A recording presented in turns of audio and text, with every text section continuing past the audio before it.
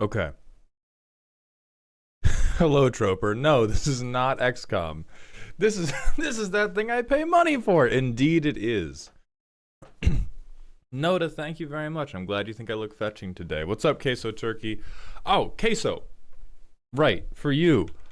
I looked in the Google Sheet, and I cannot find your deck submission. Did you? I know you bought one via Patreon.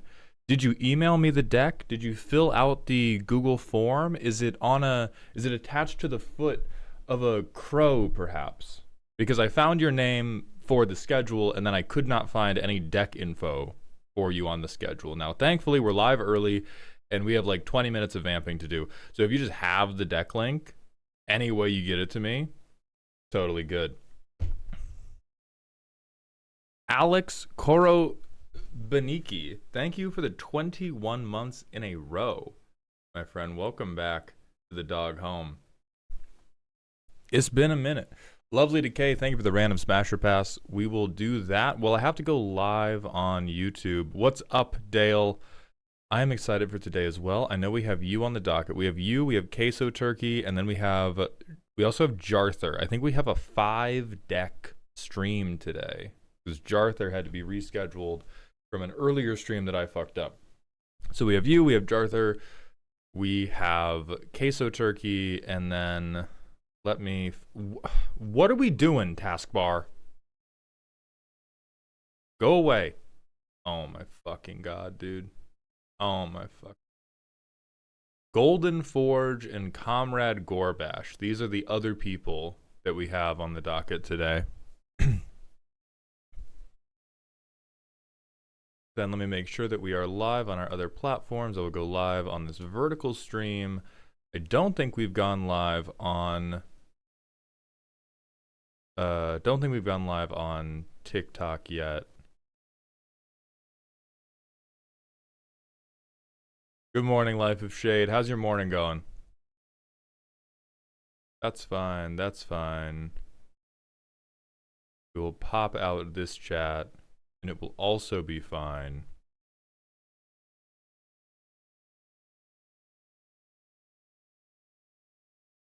Thank you for being the voice in my head to keep the other voices at bay.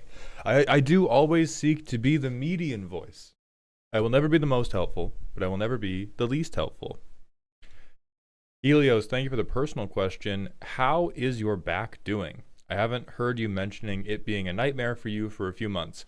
It is still not good, but it is better. It is no longer ravaging all of my days.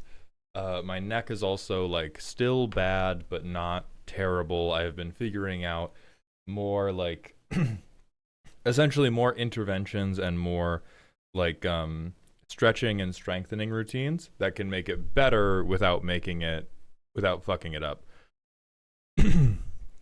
Van Edelman, buying a deck rating on Ko-Fi is the main way to get your deck roasted. It is not the only way. We do free roast streams, but we are not doing one right now. So to get on today's stream, these are pre-scheduled Ko-Fi redeems.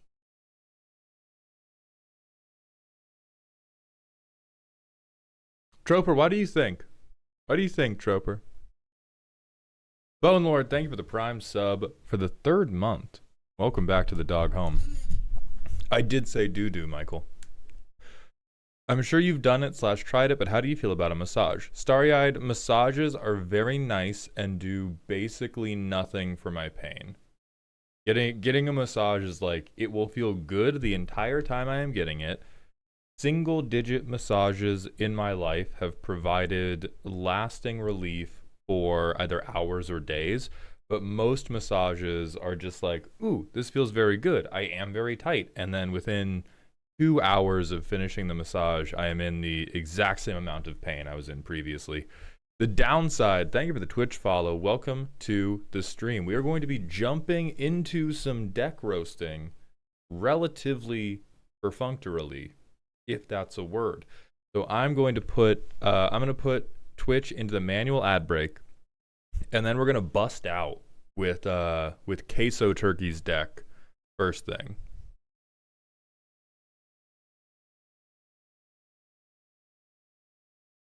We cracked that. So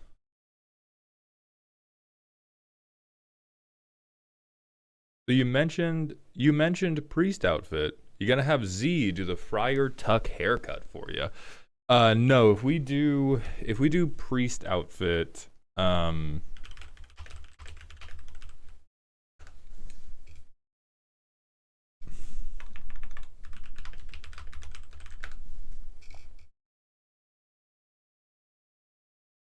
if we do priest outfit, it's just 1-to-1, motherfucker. It's just 1-to-1. I might even get this dumb little hat too. Fuck around, find out. I don't give a shit, man. That's gonna be my first official cosplay, you dumb sons of bitches. Have massages at least made it? Hey, Shadowfire, thank you for jumping over from the TikTok stream. I appreciate you. Have massages at least made it more tolerable? Have you ever had Z give you one to ease up the tension? Z has given me massages, and they are always very, very nice. They are not like... It's, again, just not a regular thing because they don't provide... They only provide more tolerability for the duration of the massage. I'm not Daredevil. We're close. We're close to hot priest time. Personal question from the life of Shade. By the way, boss, have you seen K-pop Demon Hunters? I was recently shown it, and the song Golden has infected my entire soul. I have not seen K-pop Demon Hunters. The only exposure I have had to K-pop Demon Hunters is watching... My friend Danny made a IRL music video for one of the K-pop Demon Hunters songs, and so I watched that because I support him. I had no idea what the context was, but I know that video banged. Rafa Martins, thank you for the Twitch follow. Welcome to the doghouse, my friend. We have a minute remaining. God dang it, man. Thank you for getting up early. Oh, I need to make sure the video that I posted is live on YouTube as well. Did I even upload it to YouTube? I didn't, because I'm a stupid gremlin.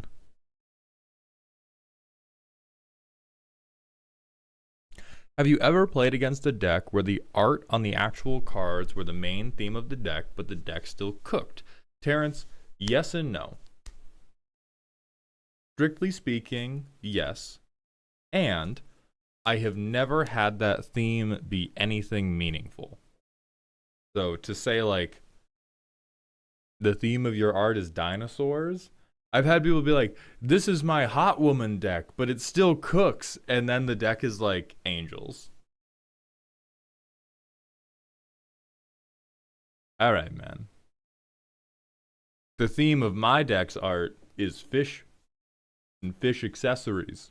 And I'm going to kill you with fucking merfolk. So there's some that are just like straight up layups. I have never seen, this is not about the Whammon deck. Because the Whammon deck was about muscular women beating you to death, and that theme was cohesive, but they did not make a part, or at least in my understanding, the central bit of that deck was not every card art has a muscular woman on it. It was about a general feel of muscular women beating you to death, which was achieved. And that is different from all of my card arts hit this theme. Every time I've seen somebody try to do all of my card arts have this theme, it is either a total layup theme or the deck doesn't work. Pink Slime Goblin, thank you for the Twitch follow. Welcome to the Doghouse. OG Stink Wrinkle on YouTube. The way to get one of your lists reviewed, the primary way is to submit a commission on Ko-Fi. There's going to be other ways to get it done. Incredible! Oh, this is unmuted currently. Hold on. I'm grabbing the Twitch link to copy paste into other chats because I'm a little gremlin. We do free roast streams. We typically do them at the beginning of the month. That said, we are, and we're still finalizing the details, probably going to be announcing a subathon soon, in which part of that will be regular opportunities for pseudo free deck roasts, where it's like random polls from Twitch subscribers, which is notably not free unless you have Amazon Prime. But that will be another like low cost way. But we are still firming up the exact details about how that's going to happen. Yes, Trent, I rate decks, I besmirch them, I talk mean about them, I talk nice about them.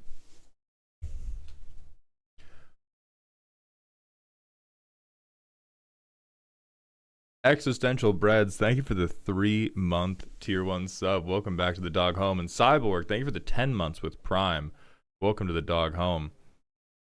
And then Irish Rager with the rant redeem. Hey Maul, just want to rant about a friend who, with every fiber of his being, cannot build a deck that is not meant to annoy someone somehow or game any sort of rules in place for any sort of event, even if it is just a casual commander tournament for fun with a few prizes. He will find a way to make it miserable or raise a big stink for something to happen.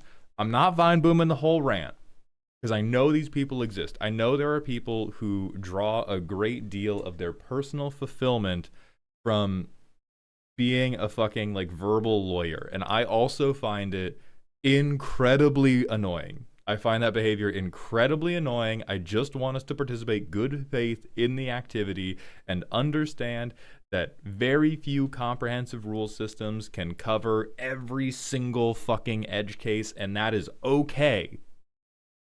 Now that said, casual commander tournaments are the dumbest fucking activity you can ever do. Please don't do that again if you ever want to have a good time.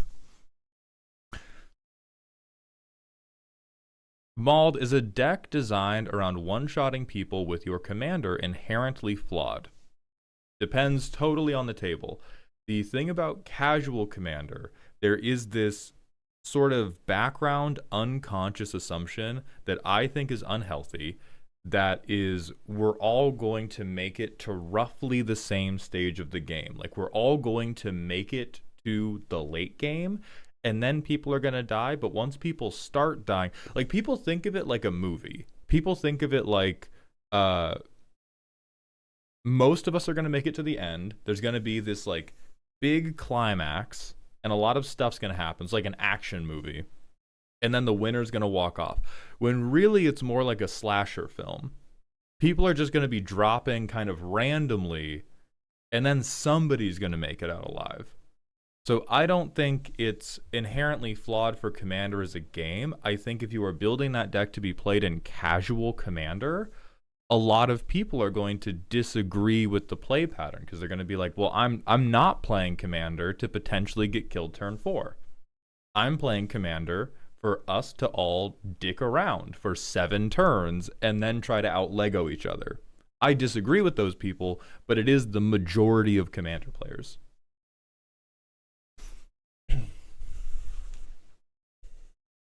Shaper, I am sorry I forgot to reply to you in Discord. You're all good, dude. I miss my own streams from time to time. Now, unfortunately, we can't, we probably can't get you on today because we already have 5 people going today, but we can definitely get you rescheduled for some point during the month that is going to work for you. So don't worry for a moment. It's all fine. Hello, young boy Wet Dream.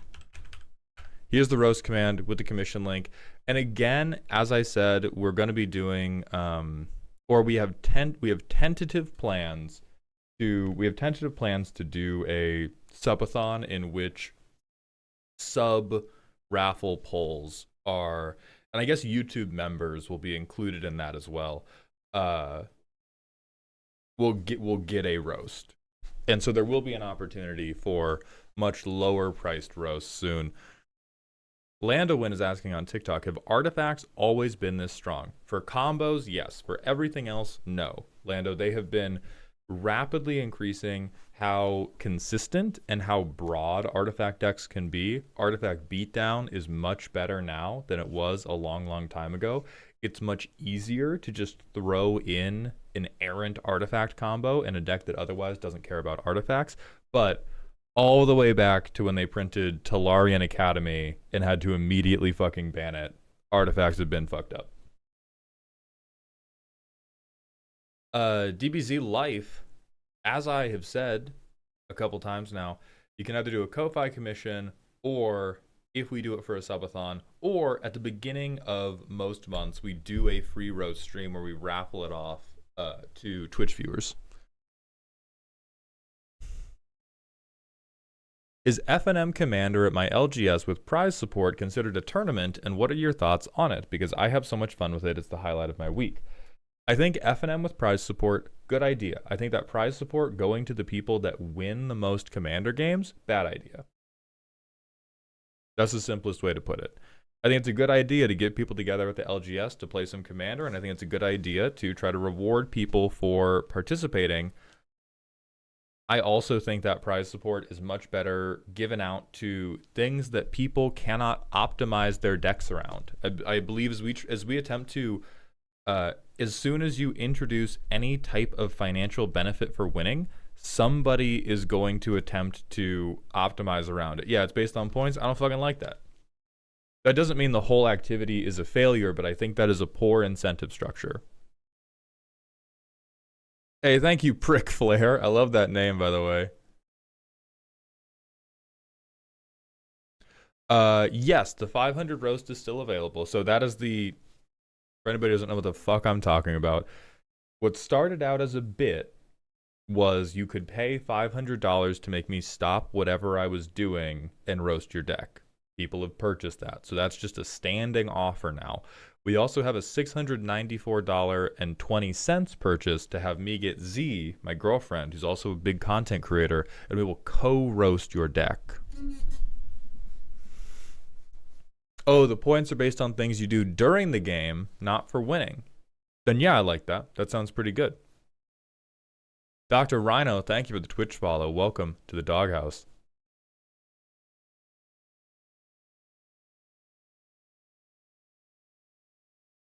Yep, that sounds about right, Bone Lord. So yeah, participation-based rewards. What I think the incentive structure I would like the most is to have a like really big pool of game actions you can get points for, and we pick a random subset every week. And so there's just like no regular ability to optimize around the point structure. That is peak for me. Is we have now, even if you have a non-rotating point system, that's still much better than points for wins. Like, it's a spectrum. It's not just like everything's bad except this. I think the pinnacle of it is random or rotating point structure for game at like Mario Party bonus stars, as Troper has just said. Yeah. Once in a blue moon, thank you for the Twitch follow. Welcome to the doghouse.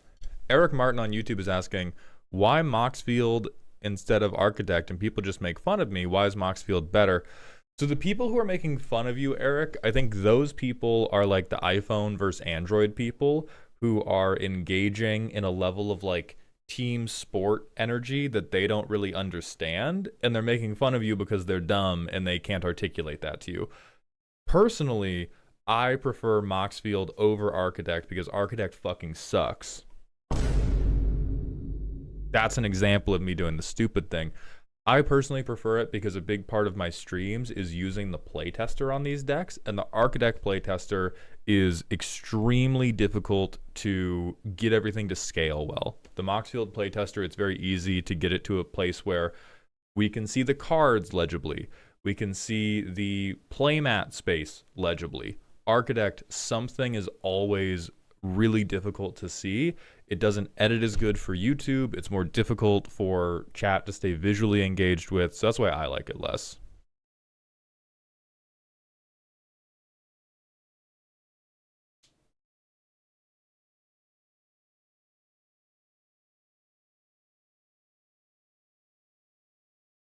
Irish Rager's following up. That's how the tournament I mentioned goes. Points are based on doing stuff out of like 15 different things, like make a creature that's a certain power toughness, make 10 tokens a turn, cast 5 spells. Said friend made a deck to earn all those points on top of the couple you get for winning the round. He also made a deck to deny everyone including him points. Too. This example is why I'm a big advocate of randomness. The fact that he can plan around what the metrics are is allowing him to optimize the fun out of the situation. So like that person just needs to be blindfolded.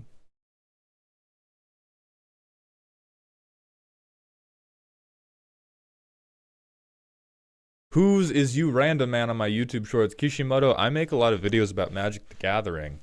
And currently, we're about to look at people's Magic the Gathering decks and make horrific fun of them and be very, very mean to them. Voluminous Wing, thank you for the Twitch follow. Welcome to the Doghouse. We have a rant from Shrinkledink. I work in a middle school and have some interest from students in Commander. What archetypes are important to cover in a 4-deck pool, and should I stick to monocolor? There'll be bracket 2 and $50 budget, just looking for some starting points. I have a Legolas Fight Spell Control Voltron, and I'm also considering Giada. So Shrinkledink, my first question is, why are we not using precons? Wizards has, like, handled this thing for you. And if it is a budgetary restriction, because I know recent precons, which are better in every sense of the word, are more expensive, why are we not proxying precon lists? Because they are public information. Like, I can have a... You're never really going to get like a perfectly balanced 4-deck pool, but Wizards has had a lot of people spend quite a lot of time trying to create well-balanced 4-deck pods, and those are called inset precon games. I really don't like how precons are built from the 5-ish I've played. What do you dislike about them? Milena Floor, CJ, and Collard Panic, thank you very much for the Twitch follow. Welcome to the Doghouse. See, Kishimoto, it's an IRL gacha game unless you just don't buy any of the packs, which is... That's what I do. Viper 9, or Viper G9, thank you for the tier 1 sub. Welcome to the Dog Home. Yeah, Shaper, you have like 18 different... You have kryptonite manacles on yourself. Kishimoto, there are these fun things called proxies. I don't have one on hand, but it's... You need official cards to participate in official events.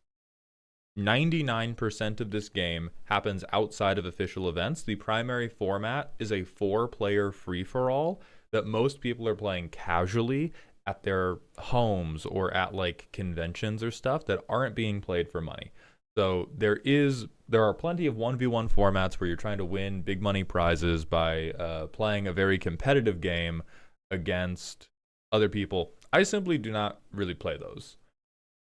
So I am just fucking printing out. I look up the cards I want to play with. I build the deck that I want to play with on an online deck builder like Moxfield, which does not cost money. And then I just print out the cards. And then I just use those cards.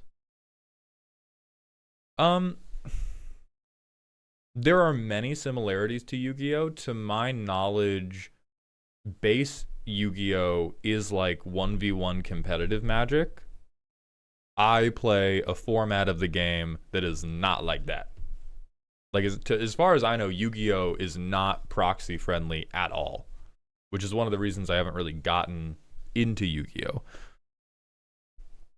Whitebread, thank you for the Prime sub for the 14th month. Welcome back to the Dog Home. Where do you stand on Canlander or Gladiator in MTG? I think those formats are totally fine to exist. I cannot accept Magic as a competitive thing I participate in, and so I am not drawn to formats that seek to formalize the competition in Commander. So like CEDH as a power level is a power level I enjoy playing. I'm never going to play tournament Magic. Canlander is like, what if we had Commander deck rules, but we made this like proper competitive? And you cannot make Magic proper competitive enough for me to care about it as a competitive thing. So like I like Commander. I think I like Commander in spite of everything else about Magic. I like Commander because of the social dynamics, and then the card, like the Magic is just a cherry on top that helps create unique situations for those social dynamics to flourish. If I wanted to get into Magic, what would I need to do? Kishimo, the most difficult part of it is probably having friends who want to play Magic with you. If you know people who play Magic, all you need to do is pick a deck list on Moxfield, and then if you want paper proxies, you can go to mpcphil.com and you can get a proxy deck, and it will be like, however expensive the cards actually are, it'll probably be like 25 cents a card. So it'll still be like 25 bucks, which is not fucking nothing. Or if you have a deck list on Moxfield, they have a playtest feature, which you can use OBS, even if you're not a streamer. You can use the OBS virtual camera to play with people online by virtual cameraing in the playtester. There's a ton of people who make Magic content who have tutorials on how to do that. That is the lowest cost way you can get in, but you still have to find people you want to play Magic with. The problem with the proxy situation is most game stores have to have a zero tolerance policy for proxies, because if they let any proxies in, Wizards will get them. And like, Wizards is totally allowed to enforce their IP protection when they're like hosting the tournaments and providing the prize support. And because they provide prize support to a ton of these stores cannot allow proxies because Wizards is the one backing the stuff.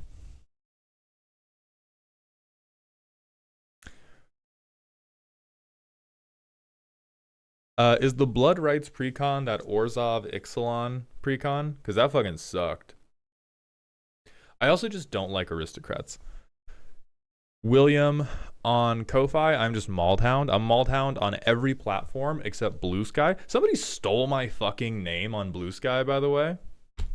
Somebody like sniped my username out of...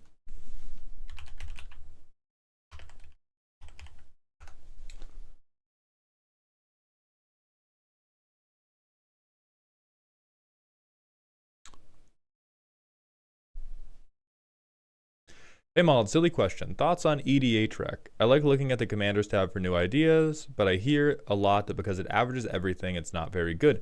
Mink, EDHREC is just use with restraint. Because EDHREC averages everything, it can show you a lot of cards that you may have missed, but once you have built more than half of your deck from EDHREC, I would say, you're beginning to just become like a soup of generically okay stuff rather than having any discrete synergies that you're trying to execute. So that's what that's the only thing I would caution you about.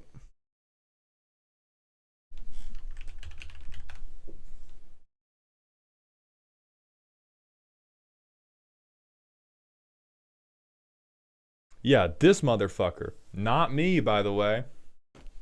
If you're one of the lonely 254, this is just some random dickhead who sniped the username. Aeroswoot, thank you for the Prime sub. Welcome to the dog home, my friend. Which, like, fair play to them. I didn't get it in time.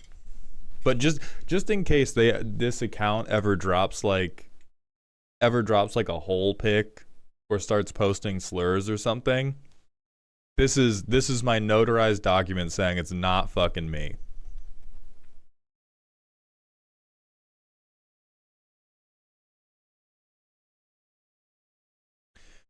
Kishima, I do know they make cards in a lot of different languages. I have no idea how expansive that language coverage is.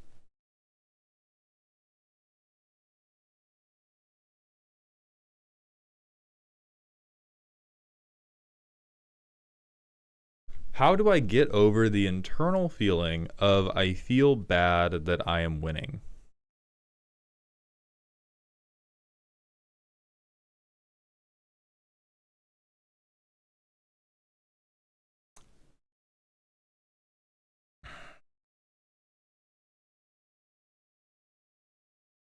The way that I got over it was to stop thinking about who was winning the game as an important thing at all, and instead think about, is the narrative of this game engaging?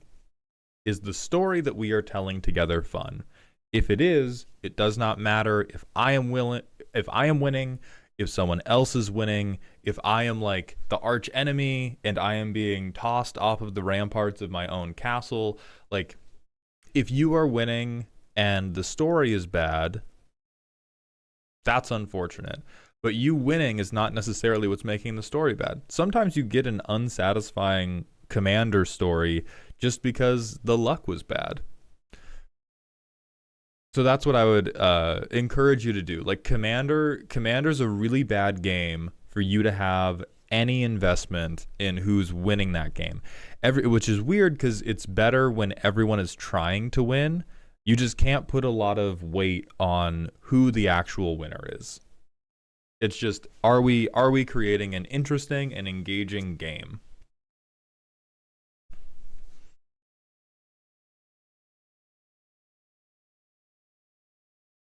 Hey, what's up, Gary? Thank you so much.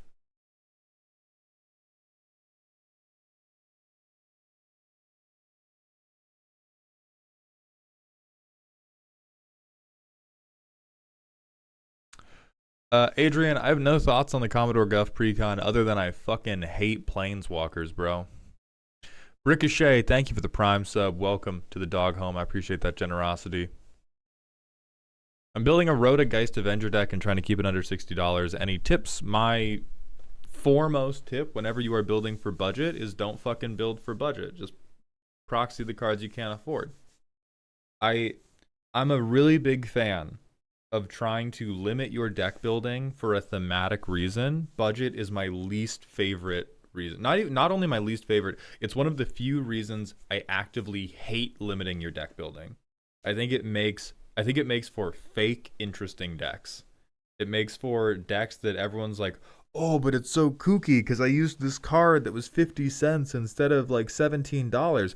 If the 50-cent card is more interesting than the $17 card, play it because it's more interesting. And build the deck to do that interesting thing rather than just the good thing. But doing it like... yeah, doing it off of an arbitrary budget restriction always rubs me wrong. I always dislike it. Peter Clark, we have a roast command in Twitch chat. So if you pop over to Twitch, you can do !roast and that will pull up the Ko-Fi link. Otherwise, I'm just ko-fi.com/malthound. Vespin Dragon, thank you for the Prime sub. Welcome to the dog home. What's up, cultist? Hell yeah, Xavier. I'd love to see it.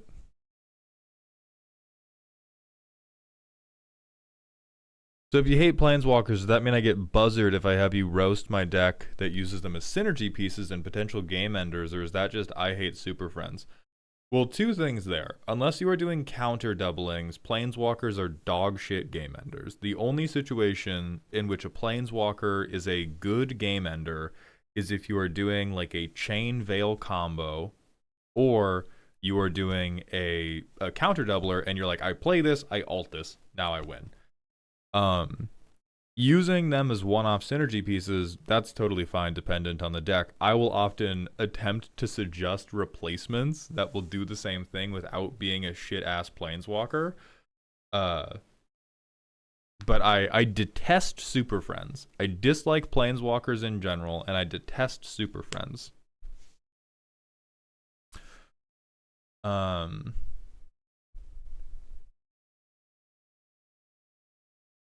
Hold on. Sorion said, did I add Esper Sentinel to my deck? Yes. Was it because I needed more unconditional draw cards? Also, yes.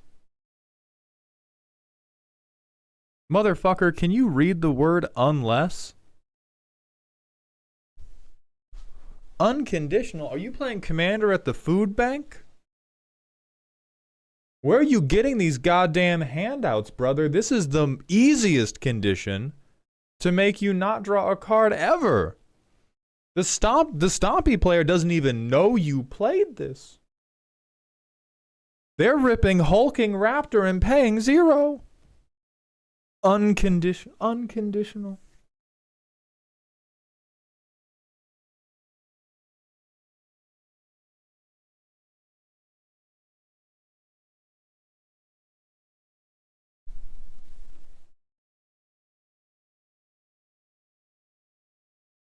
Gotcha, Tex. Disagree, building on a budget. Hold on. Let me see if I can recall the stupidity with my eyes closed, because it's always the same answer. Disagree, building on a budget forces you to look at / find cards that you otherwise would have missed, overlooked, slept on, if you were building for power. Something like that. That's only true if you build uninteresting deck themes. How much did I get?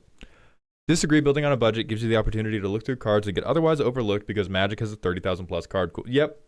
1 for fucking 1. It's always that, and that's always just, I don't have gimmicks I want to build around, which is a different thing.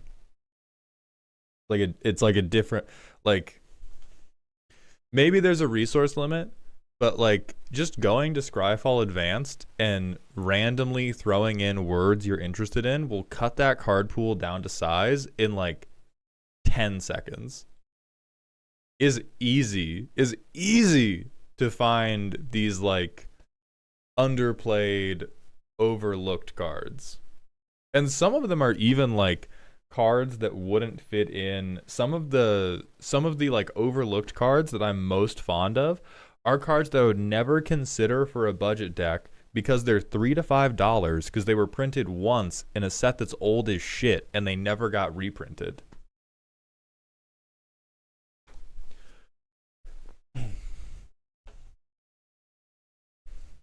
Tex has a degree. Thank you for the tier 1 Twitch sub. Welcome to the dog home, my friend.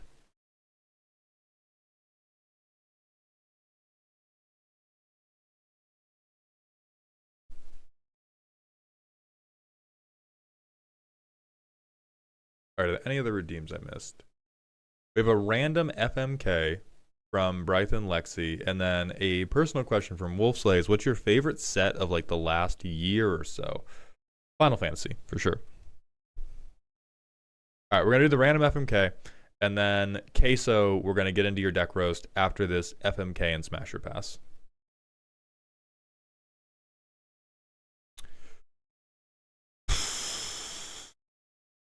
I'm gonna lock in kill. I'm gonna lock in kill early. Devastating. All right. Well, I guess I'm into Vor. I'll pick Smash here. At least I'm married for money, man. At least I'm married for money. All right. Now random Smasher Pass, and then Queso Turkey's time.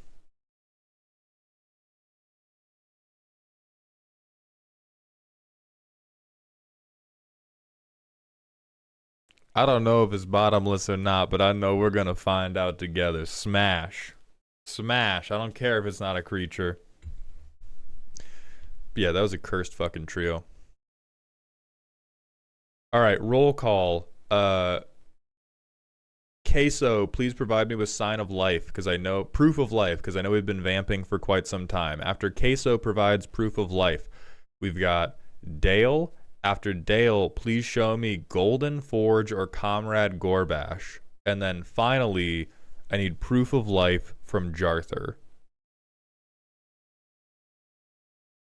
Here, straight into Queso didn't make it from Terrence. Good attempt at Grime. What's up, Elk? How you doing? Aegis Athene, thank you for the 1,000-bit cheer. That is crazy generous. Hi, boss. Glad to see the EDHREC cosplay is coming along well.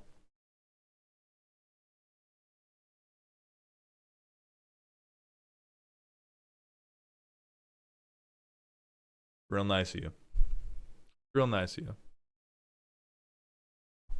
But you know what? Queso's here, so we're just going to get it going. Warlord Ragnar, thank you for the Twitch follow. Welcome to the doghouse. Keyboard, the deck roasts get purchased at the beginning of the month, and you get scheduled at that time too. Yeah, Elk, I'm going to be adding that to my... Because I had that to the first couple versions of it, and then I was like, fuck it, we're just making sure you're always here. And now we're going to go back to, is it okay for you to not be there?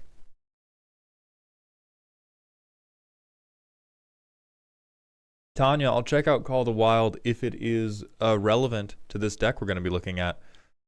So without further ado, hopefully, Let's see what Queso Turkey has for us.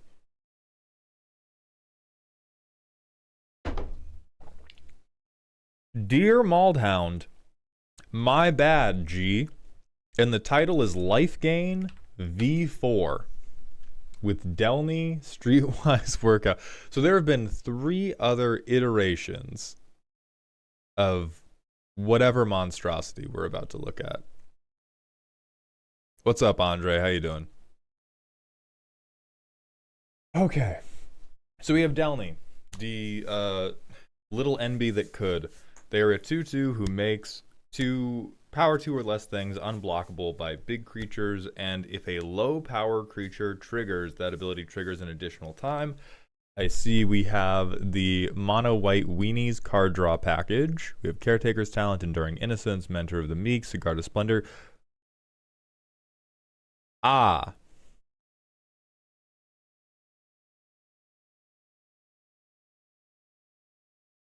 I don't know if I'm angrier wondering how this is life gain, or wondering why this is life gain. Your deck is an endless army of self-propagating rabbits, and at no point were we like, maybe that could deal damage. Sorry, unblockable rabbits. Misc life, dog.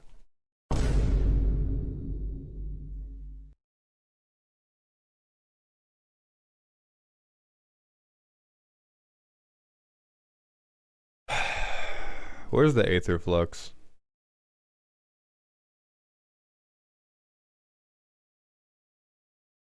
Did we not have it?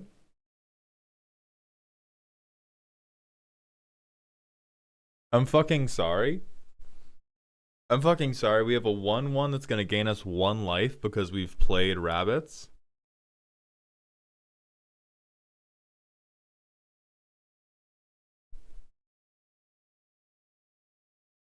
Bro heard Hera parents decks were good and took that as a personal challenge. They were like, I gotta undercut this shit. Nah. Nah, you think an army of unblockable 1/1s is strong? Wrong. Let me show you how. Okay, we have Porcelain Gallery, which is probably genuinely like this is like the most wrong thing we could put in here. Just what if my best finisher was I don't give anything evasion, I give it a big enough damage boost such that they are no longer unblockable, and I just fucking hope. Put the goddamn cracker hoof in the bag. Put the goddamn cracker hoof in the bag. You goddamn hot topic child. You manic pixie dream deck player.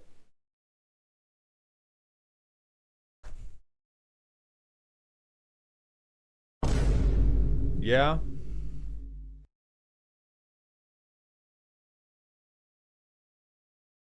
Yeah. We're gonna make an extra 2/2. Deck full of double triggering rabbits. We're making 1/2/2 after we've played the rabbits and the soul. So was your goal to see the least, like, to do the least possible with the best cards? Because that's where we're currently at. Because I mean, chat's dropping all the like typical heat suggestions. There's the low to the ground shit like Kathar's Crusade that will make you combat relevant really, really quickly. Luminous Broodmoth is fine. That's a good card. Totally unnecessary, but sure. Totally unnecessary, but sure. +1/+1 until end of turn is such a crazy ability to drop in a $500 deck, though. This is like...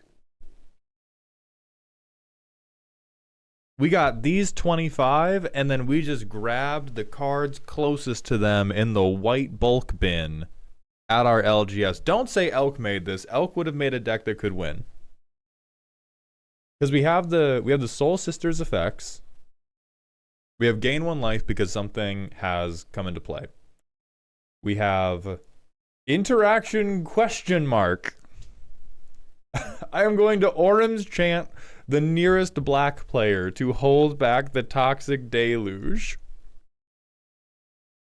No, but this is a land slot. This one, okay, you will have 1,000,000 creatures. This is like not hard removal, but this will probably kill something in most games you play. This seems crazy because you need to stop board. Like, this is interaction. This is not relevant interaction. Battle of Bywater, amazing. Clever Concealment, amazing. These are the only 2 pieces of like real interaction you have picked, and then Witch Enchanter is just sure, but it's a land slot. We have Pride Made Effects. Not terrible.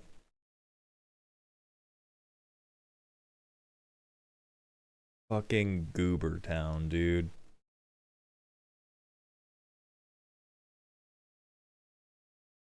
This is a victory lap deck for sure. This is like victory lap or Factorio mod, because this deck seems entirely built around I wish to have as many 1/1s as I can. Like, I want to crush the table we are playing on under the weight of my 1/1s, but if I win, the game will be over and I will not be able to continue making 1/1s, and so I cannot win. I cannot win. I must instead keep the game going for as long as possible by gaining so much life that I don't die and refusing to kill people. So let's just start bringing up what would kill people. We have Crackerhoof. We have Divine Visitation, which is going to turn all of these, going to turn all of Goobertown into 4/4s. We could do something with Melee, but Melee is probably just, frankly, unnecessary in the face of... Oh, it's already there. Thank God. Oh, thank God. We have 1. All right. Never mind. I take back 5%. I'm going to trim it back 5%.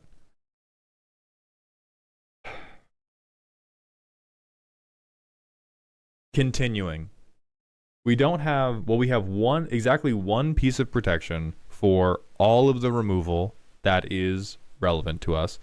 We have supremely few ways to enforce our will upon the board. We are literally just like sitting in the corner creating 1/1s until everybody decides that we're going to die now.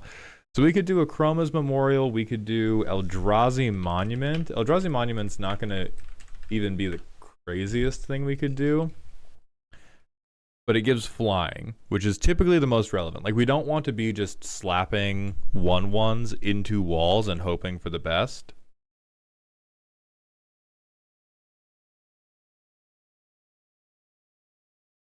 Another very, very good piece of protection is Galadriel's Dismissal. We are too low on hairs for Thrumming Stone. If you were going to do a Thrumming Stone deck, we would likely... we would want to be on like 30 plus. And then other things. Do we not have Welcoming Vampire? Doesn't she? Oh, I think she has a limit. Only once each turn. Yeah. So that's why. That's crazy that we tagged this shit as draw, man. That's crazy. That's fucked up that we did that. Are there any convocable win cons in mono white? Convocable win con, no, but there are convocable board wipes.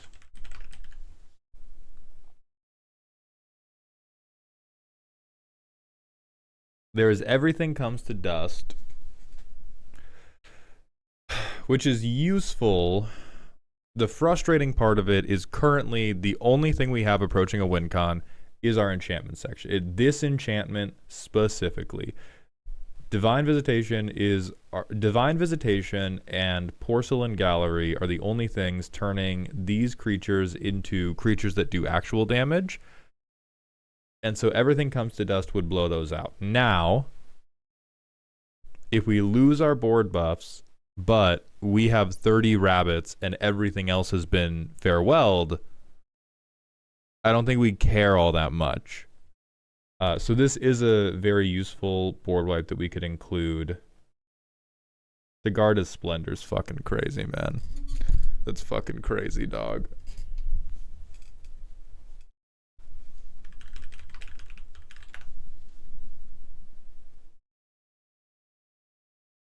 This is not going to do it for us because we are gaining life one at a time. And so the once each turn thing is going to bump. This is essentially like six mana for worse Cathar's Crusade.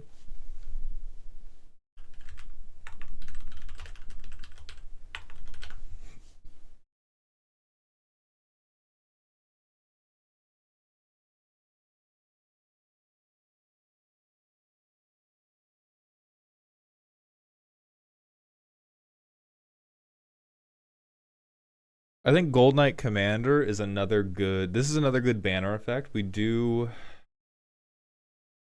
I dislike banner effects with no guarantee that we're going to get over. Because we are like...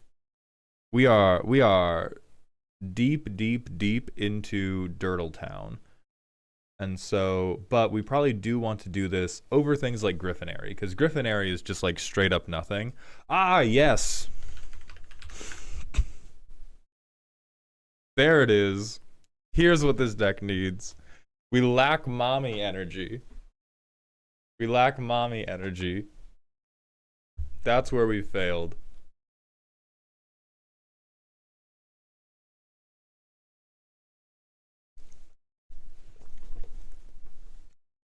Halo Fountain, Queso Turkey, if you...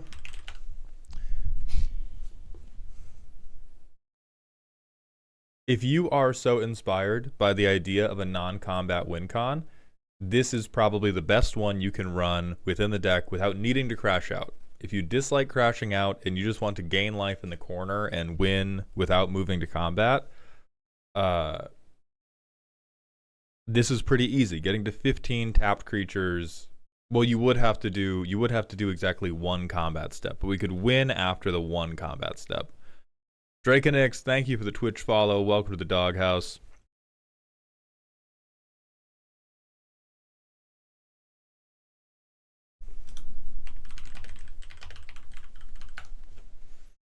I feel like I know what the response to this is going to be. This is like the best white board wipe I've ever seen in my life.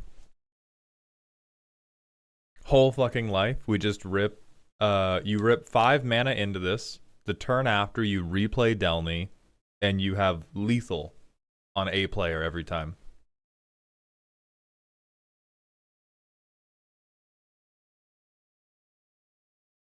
This is also very good interaction for you.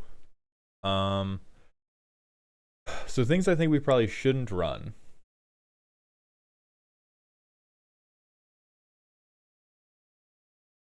This is crazy. You just had this. You can keep this. You can keep this for sentimental value. Nykthos, notably fine card. Land tax, very good card. I think Griffinary, unnecessary. We already have a million motherfuckers. It is much easier to just make more motherfuckers or give your motherfuckers flying than it is to be like, oh, I'm going to make one extra 2/2 a turn. Oh, Toxic isn't doubled by Delny, then it's still good. Then you have 2 turns of lethal, because they still get the unblockable, or near unblockability. Luminous Broodmoth is great. This is phenomenal board wipe protection. Right? Helios, doesn't matter. Still difficult to block because of Delny, and it's still at 7 mana, a 2-turn clock on whoever you want.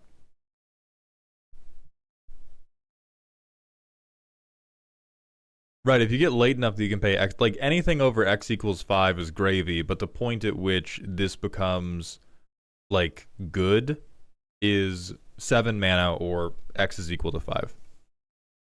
MLP, we have, like, no life gain payoffs. We are gaining life. We're gaining life because we really enjoy counting up, as best I can tell. Like, we don't have a thing we want to pay life into. We have these guys, which will get bigger, but we've almost, like, petulantly avoided giving them a way to actually connect. Like we are extending the game on purpose. Why not Hour of Reckoning for the board wipe?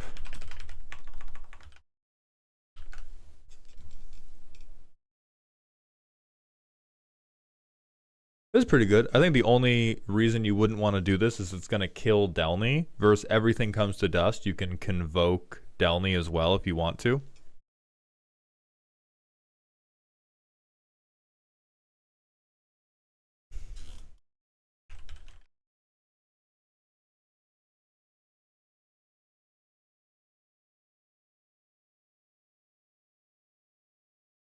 Oh yeah, it also kills all our hairs, which we don't super want to do. Much riskier. Much riskier than doing Everything Comes to Dust. And its primary advantage over Everything Comes to Dust is keeping up artifacts and enchantments and costing 3 less. But I think... Or even if we don't want to Aether Flux, why aren't we... Like, Queso... What... Why gain life? Why life big? Why not other people life low? And while you think about that, here's free gas.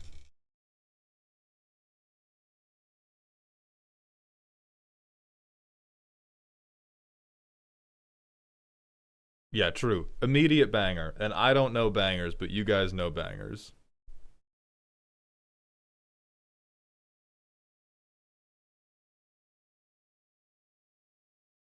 Sunbond, it's depressing, but might as well.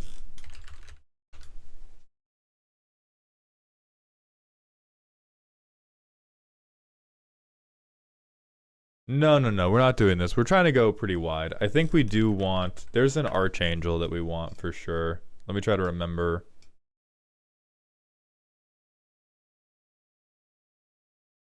Ah, Archangel of Thune.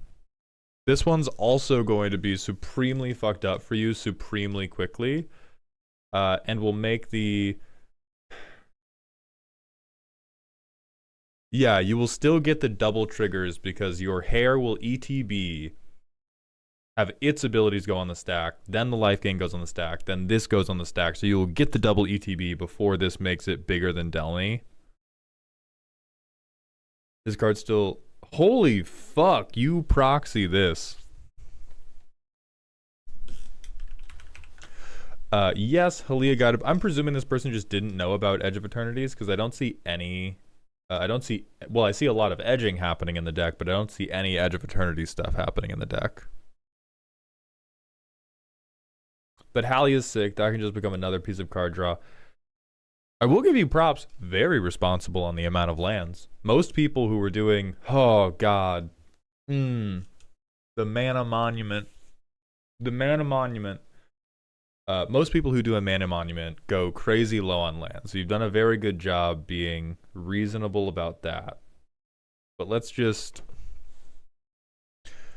Ioka and Comrade Gorbash, thank you both for the tier 1 Twitch sub. Welcome to the dog home. Yeah, you know, like, unsurprisingly, this just works. So it's other creatures named Heir Apparent. So turn 3... Woo, look at me. Look at us. Why does this deck have Teleportation Circle? Because it seeks above all else to make number go up. And if you flicker a Heir Apparent at end of turn, number go up. Heir Apparent, it will double trigger. And it will make 1 rabbit each time. Because we make 1 fewer rabbit than we have Heir Apparents. Turn 5. Now we probably want to Enduring Innocence. And then we will use the rest of our mana to Heir Apparent. It will double trigger. We will make 2 rabbits twice. So we are up to 6 on the rabbit counter. We will get an Enduring Innocence card draw.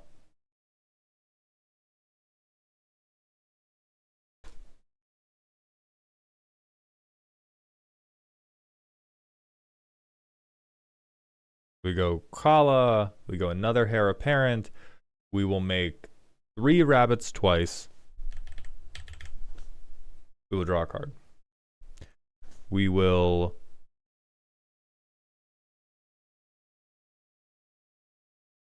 We have gained no fucking life, so this doesn't trigger. So this doesn't happen. But we do have 12 fucking bunnies. We can pay mana into making this trigger. And I think that's the fucked thing, is we're so hard up for ways to convert. We're so hard up for ways, because we don't have a life gain deck. Let's be clear about that. We have, I think it was, we had 6 Pride Mate effects, and we had 7 Soul Sisters effects, and that is 90% of the life gain. So we had, we have between like 13 and 18 cards that are life gain cards in the deck.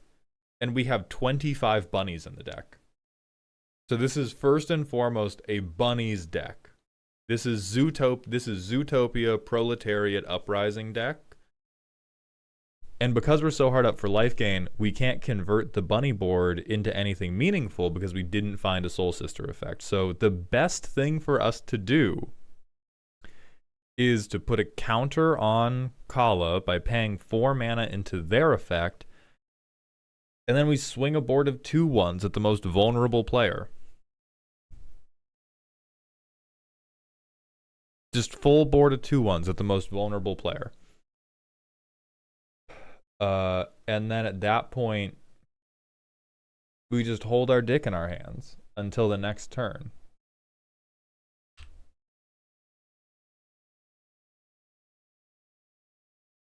Same thing.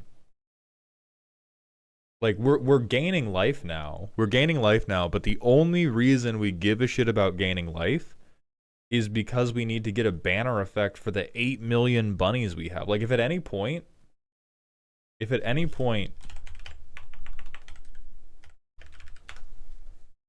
you drew Elish Norn, the game ends. If at any point we drew Crackerhoof, the game ends. Hell, even if you draw... Does Delny doubling it get around this ability triggers only once each turn, Nick? I was under the impression that trigger doublers did not work through things that had that line of text to hold them back. So that's why I wasn't doubling the draws.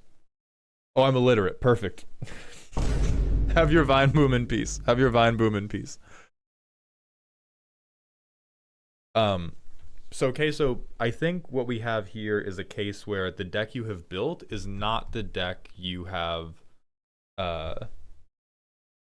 is not the deck we have written. Like, we don't have a primer, obviously, but the deck we have written in the title, Life Gain V4. This is just 100%, what if I had a big wide board of effectively unblockable creatures? Which is a thing, but it's a totally different thing. And so if we want this to be a life gain deck, what you need more of is we need more Soul Sisters effects, or we need more effects that are going to give us a point of life for every creature we have. I think there's effects like that in white.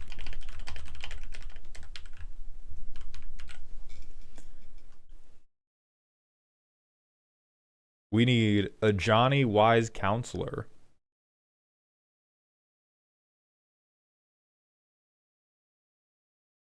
That's with flying. We need Angel of Renewal.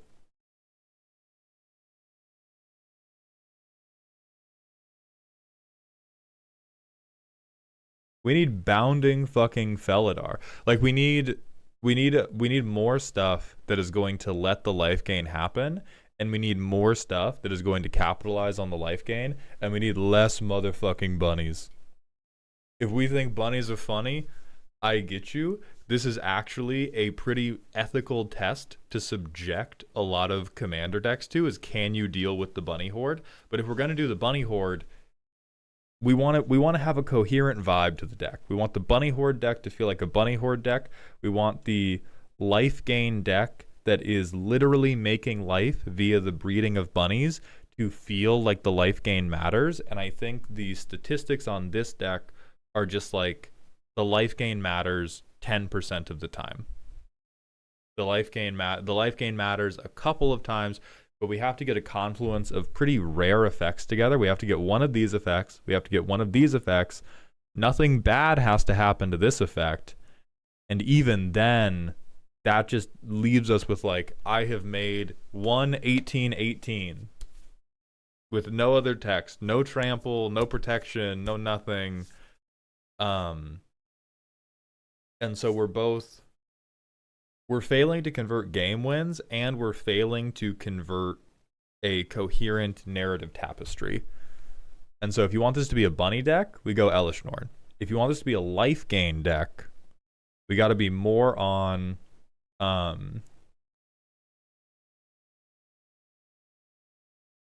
Golos, yes, dumb combo. We got to be more on things that are going to take our wide board, turn it into life, and then we need to be more on things that are going to take our life, turn it into something that matters for us. Whereas right now it's like, Quala's probably the best? No, Exemplar of Light's probably the best, because it's turning it into a big flyer and card draw. Quala is probably the second best one, but these two are the best, and we need more things that are like at this level of life gain payoff versus like maybe.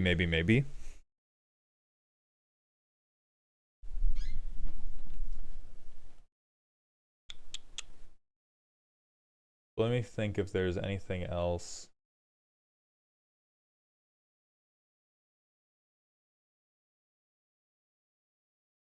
Mastery of the Unseen is crazy. Ooh, look at this! Look at this! Look at this shit we left on the fucking bench!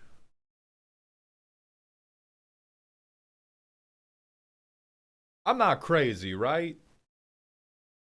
I'm not crazy.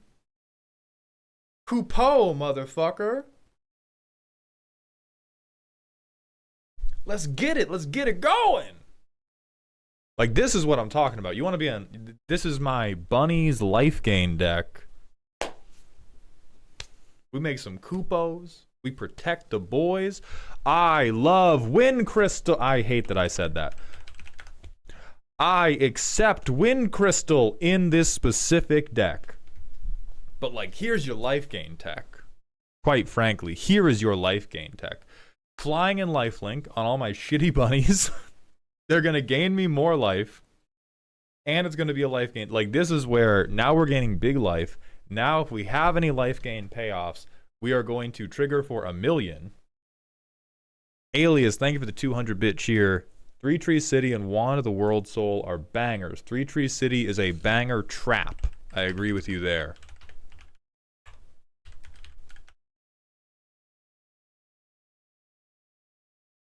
Genuinely, I don't think we need Wand of the World Soul in this deck. We don't have anything expensive enough because we have too many bunnies. But we're going to give our fucking 2-mana Heir Apparent Convoke. Amazing. If we transition to bunny deck with big overrun, then this becomes hot. Because then this becomes, I play a few bunnies and turn fucking 4 or 5. I drop Elesh Norn with 4 lands in play. That's what I'm talking about. That's magic. That's magic. That's bangers. Deck as it stands, and I think even if we keep this the life gain deck, not convinced we need this. Not convinced we need this. Because we're going to go lower on bunnies if you want this to be a life gain deck, because we need to be higher on life gain effects, and we need to be higher on Soul Sisters effects.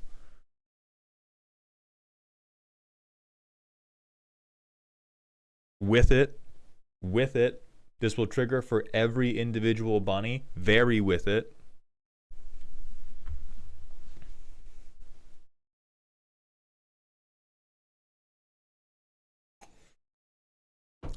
So Brigham, Elesh would stop the Delny triggers, but this is a very specific situation known as we don't care because everyone is dead.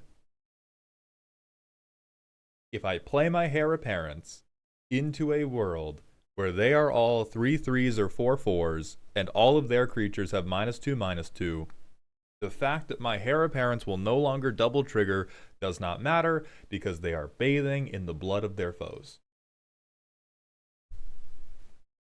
Gang gang, Mustachio.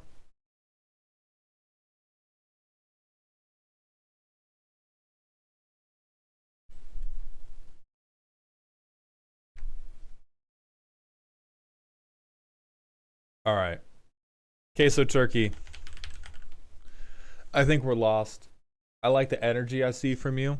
I love murder. I love bunnies. I love hot women in the air. But I think that we're currently stuck between two worlds. I think you are stuck between the worlds of holy shit, Heir Apparent is a funny card, and the world of I want a trigger max life gain deck. And I think there are two different decks that we can split out from this, both of which run Heir Apparent, but one is going to run like 22. You might cut a few Heir Apparents, or you might just cut stuff from Kind of Useful Sometimes.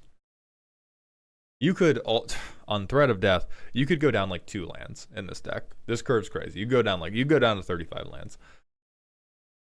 And we're gonna run more of these like Wind Crystal, other life gain payoffs, other like ways to get a big burst of life gain. Or you can stay bunny pilled, and you gotta introduce Mommy, and you gotta introduce more overrun effects to convert our Heir Apparents into death.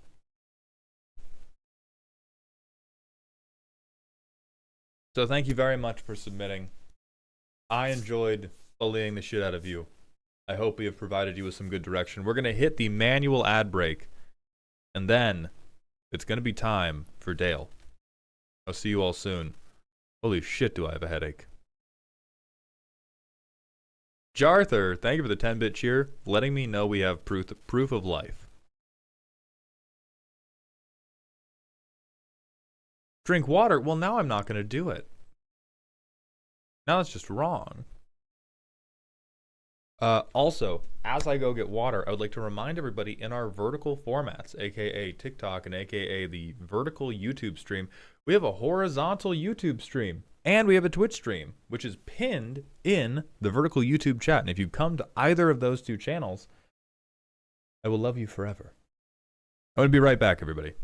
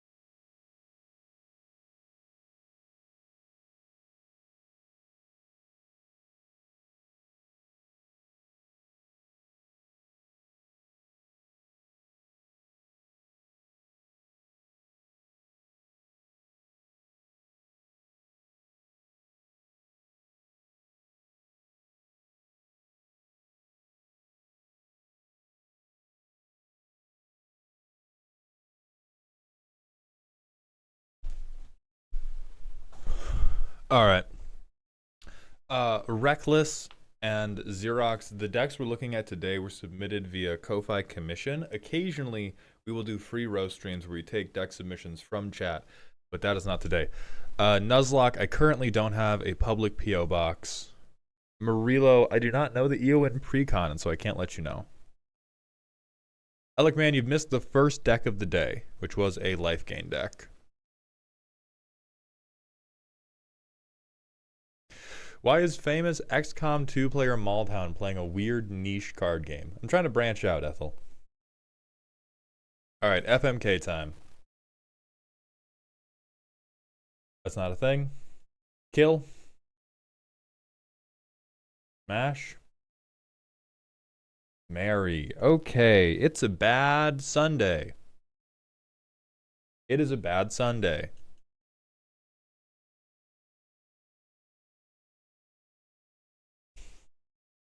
Why wouldn't you marry the king? Perhaps because he was a large cat. Perhaps because he was a large cat. Conductor Novacat, thank you for the Twitch follow. Welcome to the doghouse.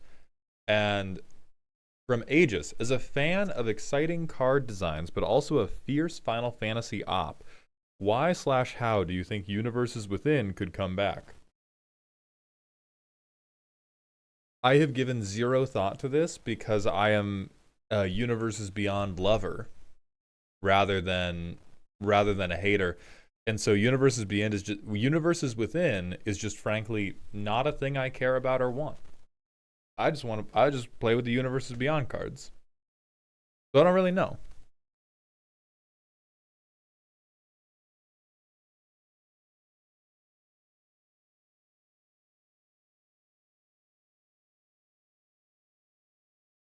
XCOM streamer, Mauled, I'm confused. I thought you were a Jujutsu Kaisen review channel. I am. We've just been dabbling in variety content. Elk, did you see what Mark Rosewater said about the 6 sets a year thing? He said something that was like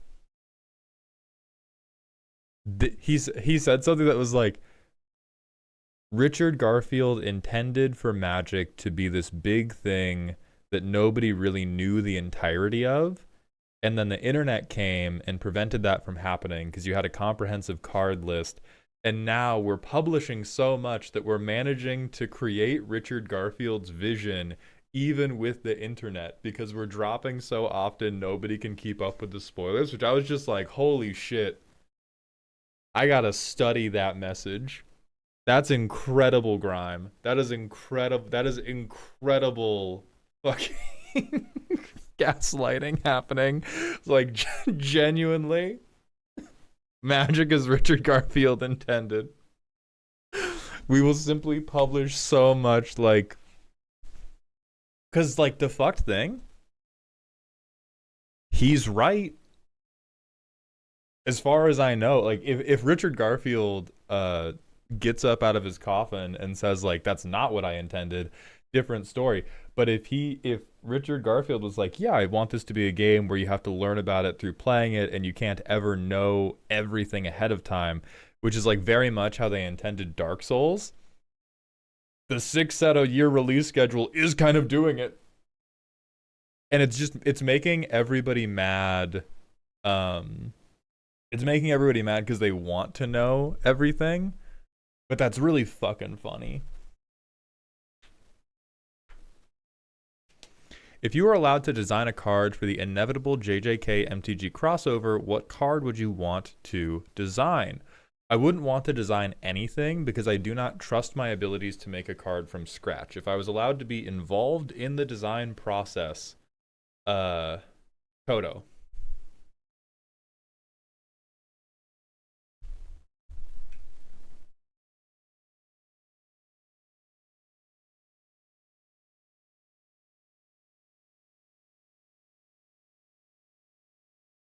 Printer sales go up 200% after recent Morrow post moment. I mean, the thing is, even if if proxying goes up and sales go up, is that not good? Because he did a follow-up post that I agreed with very much, where he took another post of people saying, like, I'm just tired, man. I'm tired of having all these sets. I'm tired of having all this product that I can't keep up with. And Mark's response was very long. I am going to be paraphrasing here. And he said, I hear you. I see you. The response at large from all of the communities we monitor is people are buying more Magic. People are playing more Magic. And people are rating these sets more highly than they have rated sets in the past. So we're not going to stop, because why would we? And I feel bad that this is hurting your enjoyment of the game. I feel bad if it pushes you out of the game. But when we published less stuff, we lost players because they got bored. And so more people are talking about Magic. They're talking about Magic more positively than they've talked about it before. They're giving us more money, and they're playing it more. What is the argument for changing course? And like, I get that. Whatever things I don't like about the game, it's like fucking every metric, including consumer satisfaction, is up. And so I would say to you, keep yourself healthy. Do not keep up. It's okay. You may not play every Commander game perfectly in the loop. That still makes you a good fan. It still makes you a good Magic player. It still means you love the game.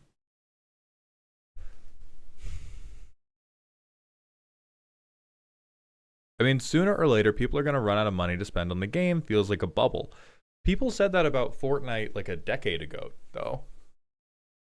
Like, at what point is it a bubble worth... Like, maybe they cannot maintain this level of growth forever. Does that mean it is a mistake to engage with the level of growth while they can? Because there are times where I'm like, oh, I can't post...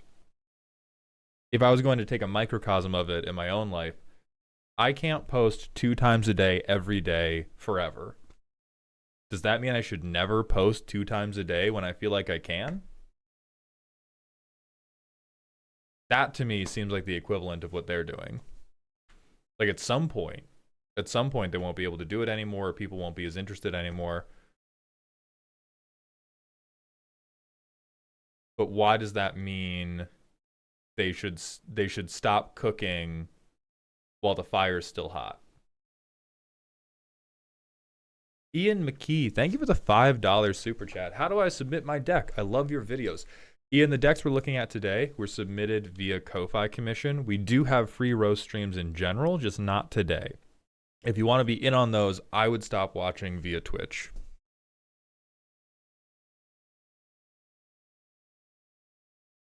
And I spilled coffee all over myself.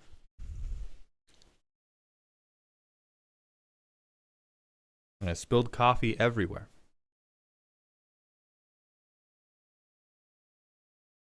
I feel like if the bigger content creators stood up to Wizards and refused to acknowledge sets that aren't next in line, then they might actually start to slow down.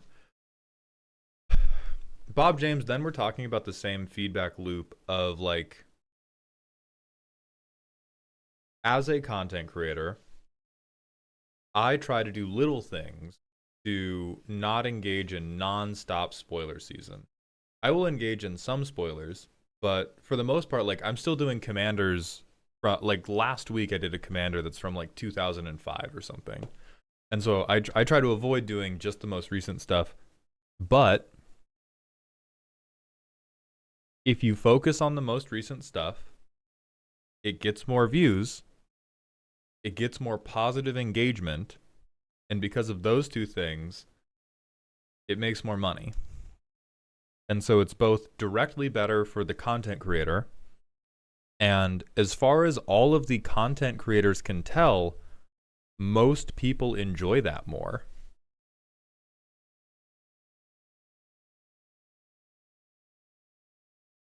I think when they say big content creators, they're talking about like Prof, Command Zone, and Commander at Home. I do think they could have some effect. I do not think those 3 could single-handedly convince Wizards to change their release schedule, but I do think it would be felt if those three refused to engage totally in spoiler content and came out and made like a statement against it. I don't think they fucking should. I think it's a ridiculous premise, which is why I'm trying to interrogate it further. But I do think it would matter. They are big enough that something would happen. Brythan Lexi, thank you for the personal question. So TLDR, Reddit, and similar are a very loud minority. Example, significant amount of online hates Universes Beyond, but Universes Beyond is generally rating higher than Universes Within via WotC's metrics. Yes. Like there's a number of people who dislike it very, very vocally. Most people like it. Most people like it quite a lot. Then last thing I'll answer before we do Dale's deck. Recessaron, or Recessaron. The argument against releasing so much so fast would be that it could be doing long-term damage that cannot currently be seen, like an athlete pushing their body beyond their limits. I am partial to that argument. As an athlete who has pushed their body beyond their limits, the counter to that is that's why they are collecting all of this data. Like an athlete pushing their body beyond their limits always has signs. No matter how out of nowhere an athlete says an injury was, there are signs, and high-level athletes are tracking these metrics obsessively and seeing the metrics go poorly and continuing to go anyway. Now, there's the argument that Wizards could be lying about these metrics. Sure. It's a little bit conspiratorial and, more importantly, impossible to prove. But if they are lying about those metrics, then yes. But I would like to speak specifically to the idea that there is long-term damage happening that we cannot see, and I do not think that is true. At least with respect to, I think what we're getting is there is a long-term change to the game. There is a long-term change to the game that is happening that some people do not like, and that is sad.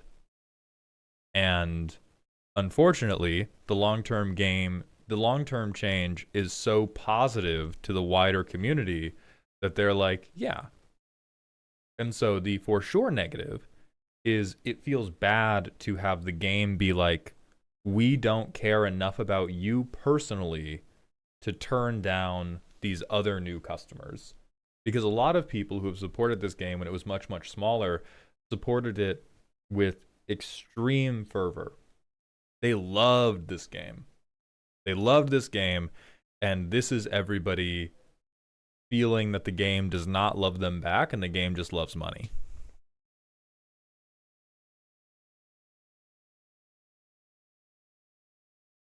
Hey, thank you, Kenneth. I appreciate that.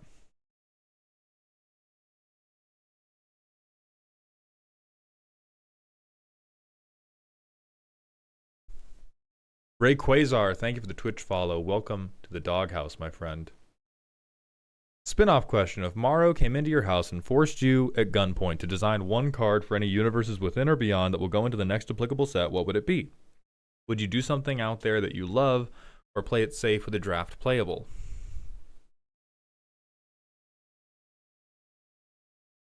I would do some type of mass forest land hate.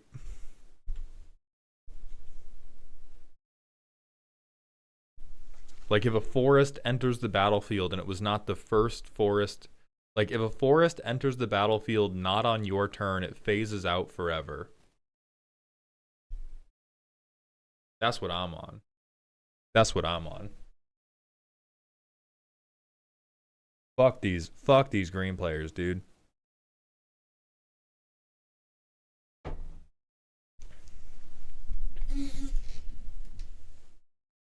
Matthew, any recent precon is going to be a good deck to start with. All right, no more ado. Let's get after Dale. This is a spooky deck. Primers in Moxfield. What the fuck we got, brother?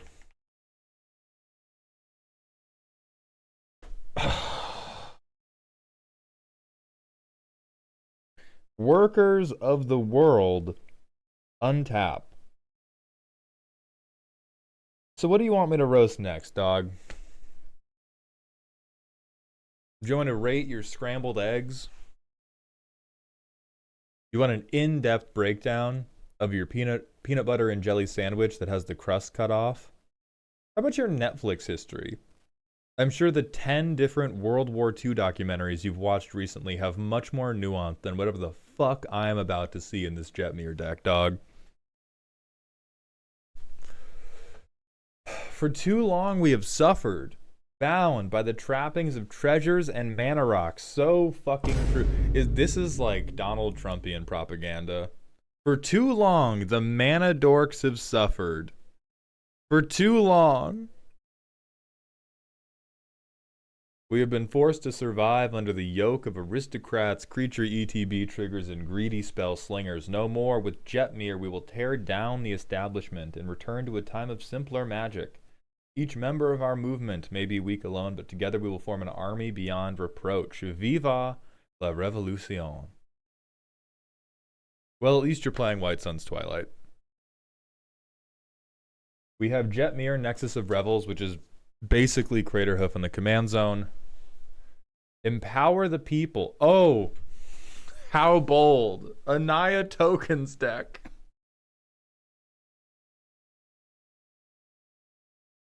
This is like when 45-year-old white men start talking about how they're going to affect change. This is like 45-year-old white men go on like one nature retreat and talk about how the government is bad. Like, this is the type of shit Joe Rogan thinks he's on. Oh, but we're playing bad cards. We're playing bad cards too. Ooh. Alright, Fabine sees the means. Alright, so we have a bunch of tutors too. Kutzel, that's probably reasonable.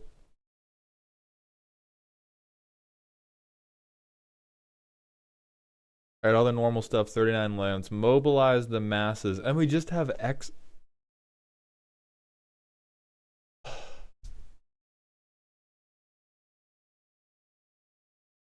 Hold on, guys.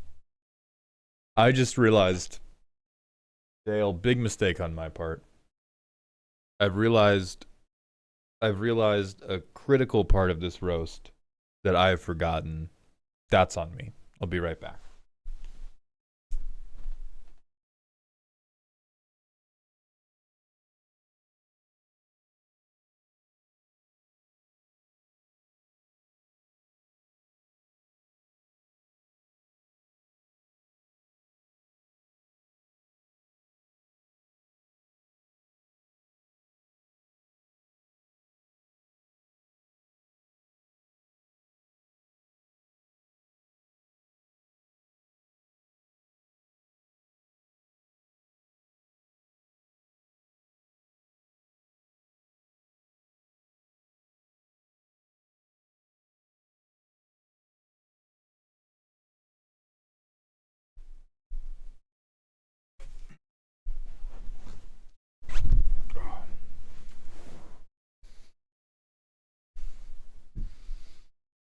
There we go, Dale. Oh, that's better. Yeah. Oh, I really like what you've done with the interaction section. Oh, the finishers are truly inspired, and God, that card selection. Oh, how did you do it, Dale?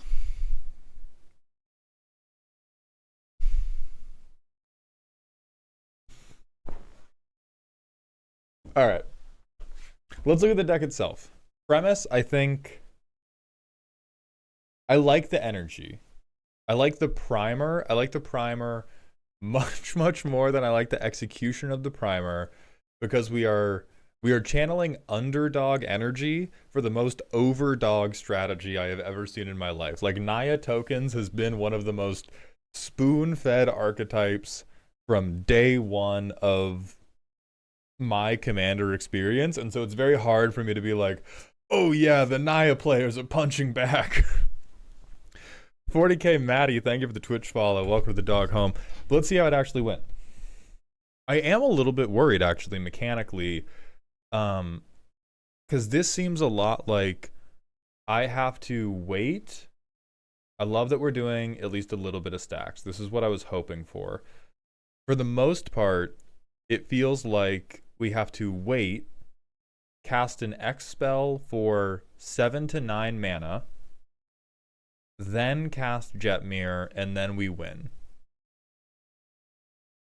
That feels like a both underwhelming and easy to interrupt play pattern. So let's see if that's actually the case. We have Bloom Tender. We have no fucking green source in our hand, though. We go to 6. This can work. I don't think we need Blind Obedience as bad as we need everything else. So we go land, we Nature's Lore. We get Command Tower because that is fetchable with Nature's Lore. We get Plains, we 3 visits. That gets us, you did this with all basics, didn't you, you crazy son of a bitch. Okay, so we will pretend that there is a better mana base hiding underneath this one, and we get 3 visits and Collector Oof out. So we have a little bit of stacks happening.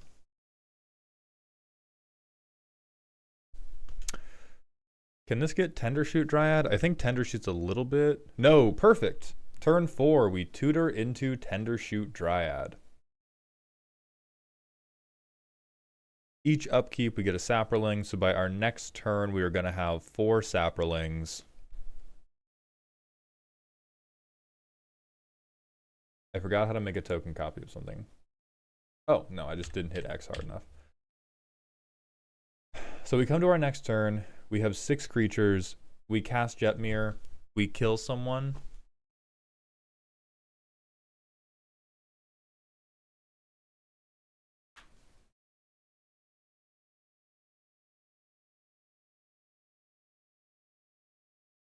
Well, we don't control 9 or more creatures, so I guess it's maybe not kill someone. We're currently giving everything +2/+0 Vigilance Trample. That's imposing, but that's not necessarily murder, so we would probably wait an extra turn. Now, if we make it to our next turn, this is murder, because now it's +3/+0, double strike, yada, yada, yada. So there's definitely a path here.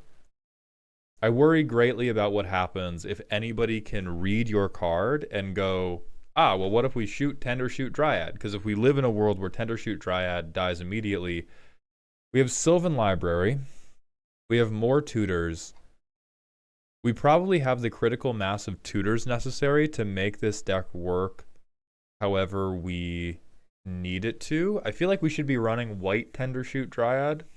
There's another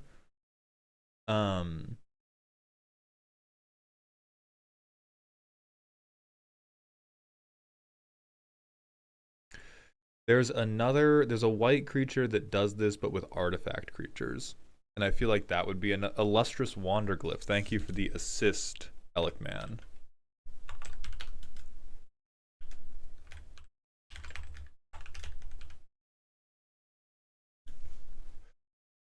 So Dale, here are my recommendations to you mechanically. Mechanically, I think the things like Dragon Fodder and Krenko's Command are you trying to be cute on purpose. Or maybe these were the things you started with, and then you eventually just picked the things that were like, oh fuck, Naya's actually really, really good at this. But this theme is theme and primer alone. I am a very big proponent of if I cannot identify your theme by playing your deck, the theme doesn't really exist. Hey, what's up, Shadow Shane? How you doing? Deck follows a 2-step plan. Use stacks and removal to keep the table at bay. Use that armory to drive them into the dirt. I'd like to increase the consistency and bump it up to at least low scary before I reveal it to my pod. Okay. If we want to make them quake in fear, We probably need better stacks. Like, I think an issue with this is we are doing stacks Teehee rather than scary stacks. Jetmir stacks is actually a CEDH deck. It's not a good one. Not a good one. But it is a CEDH deck. So I would actually recommend you you look at things like that. And so we definitely got to fix the land base. But like Benny Brax is mid-rangey card draw. It is not stacks into I win the game from the command zone card draw. You need to be doing like scary stacks is like you cannot play. I am stopping you from playing. You can do Clarion Conqueror, but it sounds like if you're on Chico and Narset and Arcades the Strategist, it seems like we're probably on like a bracket 2. We're in a bracket 2 arms race situation. Other things you probably want for both of those players. What's up, fucko? Nice cards.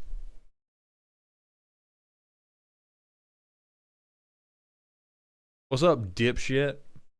Nice card. Nice Arcades. Be a shame if all of those 1-mana defenders could no longer replace themselves.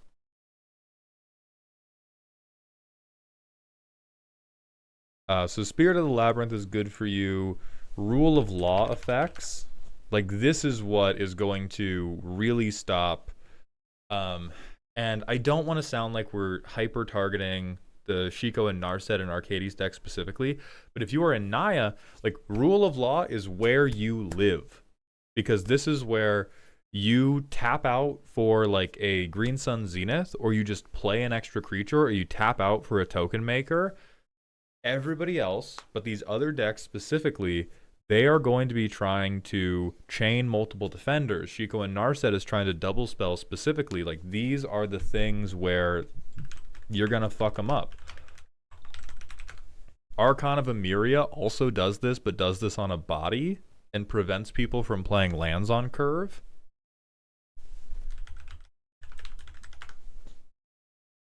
Deafening Silence. So you want to be grabbing a number of stacks pieces from CEDH decks if you want to bring this up to light scary. The things you're going to not include, the things we're going to not include are, you probably don't want to go fast mana, and we probably have to leave at least a few tutors on the bench. I think the most difficult part of making a scary Jetmir deck is making it feel like it's not CEDH. Can Totem of Bones work in this deck?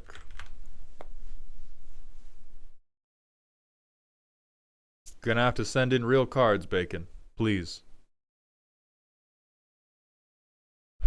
D2 Vincent, I think we actively don't want Containment Priest because we are the ones who would get hit by Containment Priest.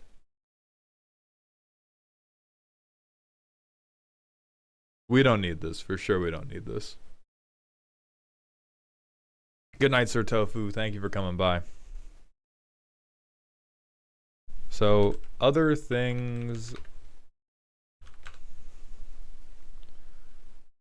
Notable CEDH All-Star. This may be less effective in your particular pod because it seems like the Chico and Narset deck and the Arcades deck are probably trying to draw a shitload of cards on their turn. I'm trying to think if there's other... Spelled that wrong.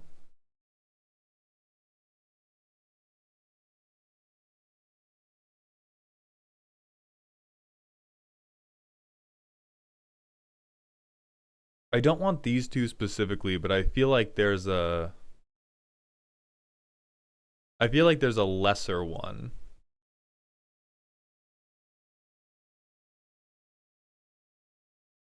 Or like a weaker recruiter than this. But if we want to do stacks, then like this is the way we do it.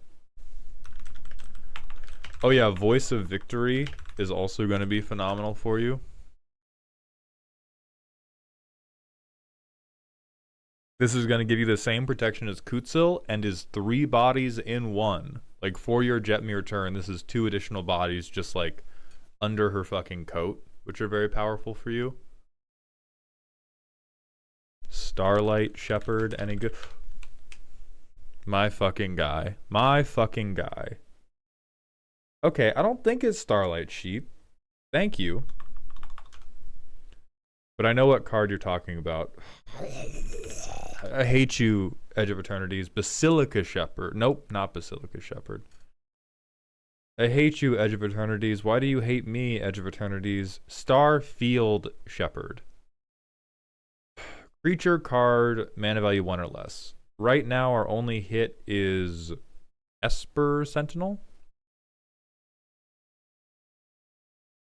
Do we even have Esper Sentinel? I don't think we even have Esper Sentinel. So no, currently it does nothing. But the deck we would want it to be is going to would utilize Starfield Shepherd. Do we want Pocket Sand? Bacon, we looked at Ward of Bones. It is very bad for this deck.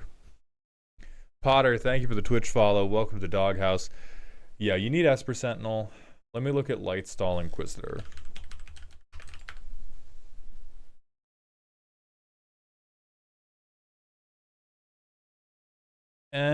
This is like... I really don't think it's that good. You could try it, but I really don't think it's that good. Edamame, Incinerai, and Hyperjohn, thank you all for the Twitch follows. Welcome to the Doghouse. But I think for your pod specifically, we want as many Rule of Law effects as you can get your hands on. Like,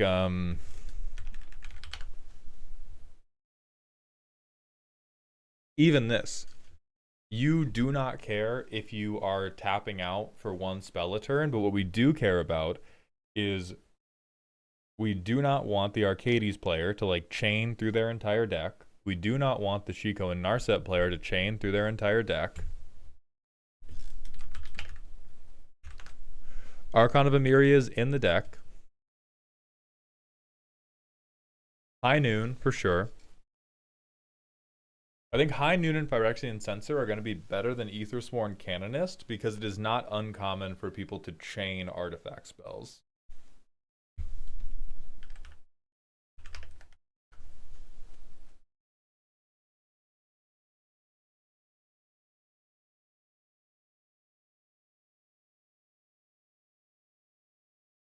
And then we probably want more...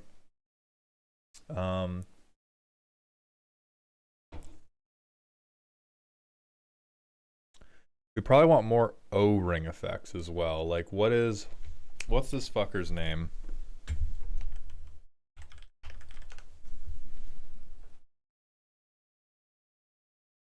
Like this guy, too. Like, the way we want to play the game is we just want to curve out creatures and then drop Jetmir and then kill you. Potter, it's via Ko-Fi rather than via Twitch sub. Yeah, so Werefox, Bodyguard, Fiend Hunter. These are the types of removal you really, really want because they're gonna do double duty of building up your Jetmir shit and letting you remove problematic stuff. All Fate Stalker as well. If you have any valuable ETBs, thank you for that call out, Phantom. If you have any ETBs, you can reuse it with the warp, or you can just use it to fucking hard remove a thing.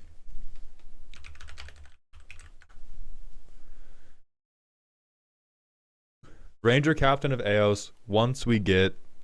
oh, hey, guess what? You get to play Ragavan. Removal creatures is something I'm unfamiliar with. Then we are about to... Okay, so Dale, this is about to be the, like, John Wick armory scene for you.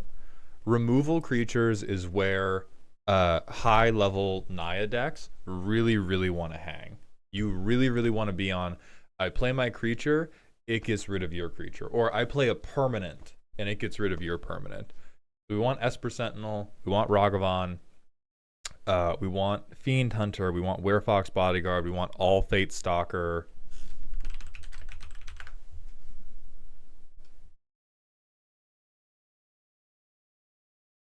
You could even do Brutal Cathar if you want to play bad cards. Holy shit, Raven's Tales, thank you for the $20 super chat on YouTube. Riverchurn Monument was a card I pulled from a booster, and it's the blue answer to black IMO, since the second effect mills everyone based on the cards in graveyards, running it with the God of Deception. Yeah, Riverchurn Monument, I think, is one of the more overlooked cards from Aetherdrift. It's really, really good for mill decks. I am very glad you've been having a good time with it. No. Keyboard and mouse, Day-Night's perfect. This is a stacks deck. We want to torture people. We are trying to torture people.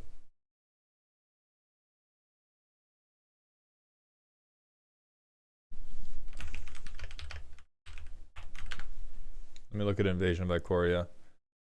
Invasion of Ikoria is probably playable just because we... Oh yeah, this backside is fucked up, but the front side is just a tutor for a sax piece. Like, the reason we like Invasion of Ikoria so much is we go like, oh, turn 1 or turn 2 we ramp. Turn 3 or 4 we play one of these X-Spell tutors to just get a good stacks piece out. Bacon, no. We have Finale of Devastation. Well, Court of Calling is better, but we just run all of them. Like, Court of Calling, I think, is the best one because we can convoke it. I think Balin is probably on the cute end. Shamanic Revelation's also on the cute end. Like, this is a situation where we are actually okay with having worse card draw.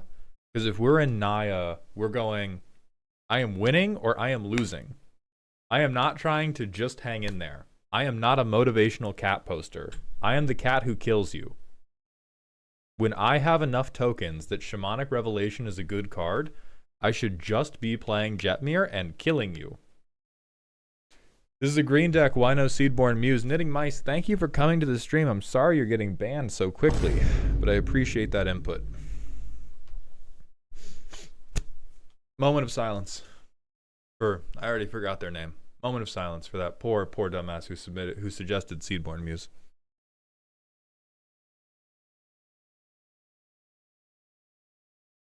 Okay, so Knitting Mice, the actual answer is we have very, very little to do on other people's turns. Seedborn Muse is a much better card when you are doing a lot of stuff at instant speed, when you have a lot of activated abilities. A lot of these things happen in Simic. In this deck, we're just like, tap out, wait, untap, make it happen. So other things we like are probably Dryad Arbor. You do probably want to run Llanowar Elves and Birds of Paradise.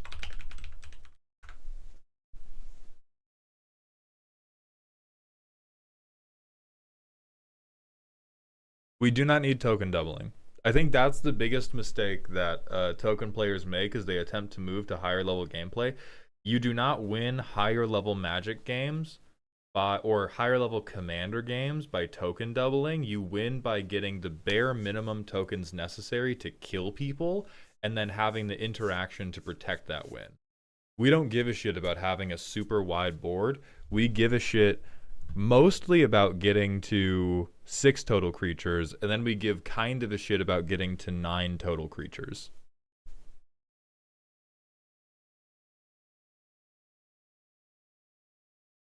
We are not doing Starlight Spectacular. Absolutely not. Oh yeah, and you do need... Dale, I'm sorry. You do need Buster Sword. I'm sorry, Dale. You gotta do it. Yeah, Dale, like I think what we have prioritized too much is we have prioritized This is a deck that does not look like it has thought about its timetable. You've included a lot of stuff that is capital G good with the little copyright symbol, but we have not thought enough about when this deck is trying to win and what things are going to stop this deck from winning. This deck is trying to win between turns 5 and 8. It wants to have between 6 and 9 creatures on the board between turns 5 and 8. And the things that are going to stop it from winning are when the Shiko and Narset player has interacted with your win attempt, when the Arcades player or when anybody else has flooded the board and created an army that can stand up to you. And so to stop that, we have to curve out with removal pieces like Fiend Hunter and Werefox Bodyguard. We need to curve out with tutoring our like Rule of Law effects, our Spirit of the Labyrinth effects that are going to stop the other players from building a hand or drawing into the interaction that will allow them to blow us out, or we get our Voices of Victory. That's what we need to rebuild around. Whereas this, as it stands, this works because Jetmir is a fucked up card. Like, hey, look at that. We have 2 lands. We are off to the fucking races. This, by the way, tutors for Esper Sentinel. This is our guy. Yavimaya Archon. We're fucking happy. The Shiko and Narset player hates us. If they have removal, they're using it on us and not on Jetmir. And we have potential extra card draw. But like Benny Brax? I don't really think so. Extra land drops? Just proxy the good lands.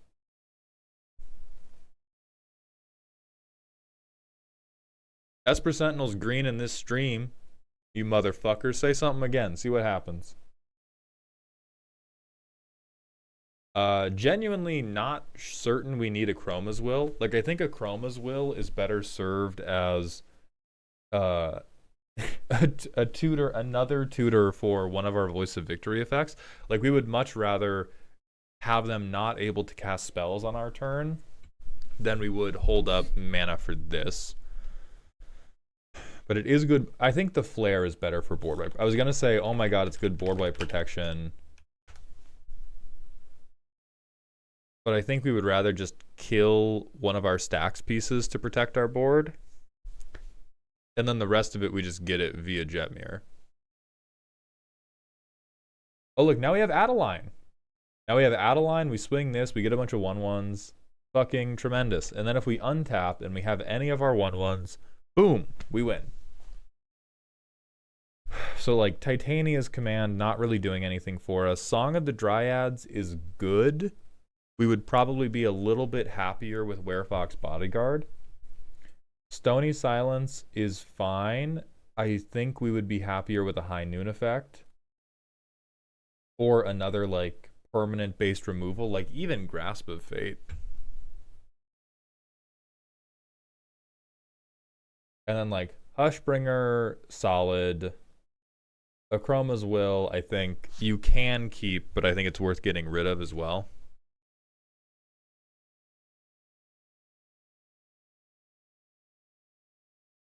And then it's like, is your table ready to get hit by Drannith Magistrate? That's really the bar. That's the bar for scary. That's the big bar for scary is, is my pod willing to deal with somebody resolving Drannith Magistrate?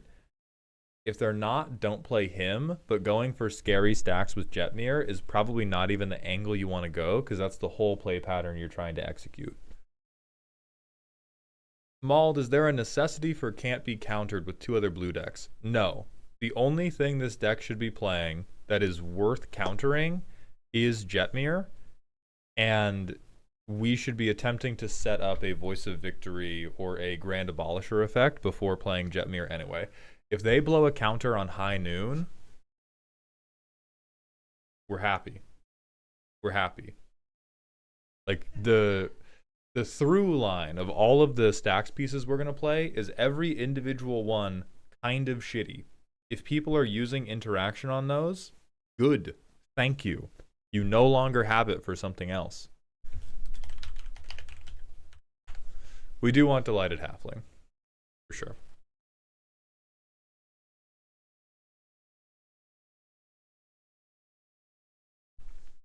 I think Tutor Rocco is a little too hardcore. I think we're treading a very thin line with the number of tutors that we have in this deck to prevent it from just being knockoff CEDH. Does Words of Wilding? Fuck no. Holy shit. What? Oh. Oh.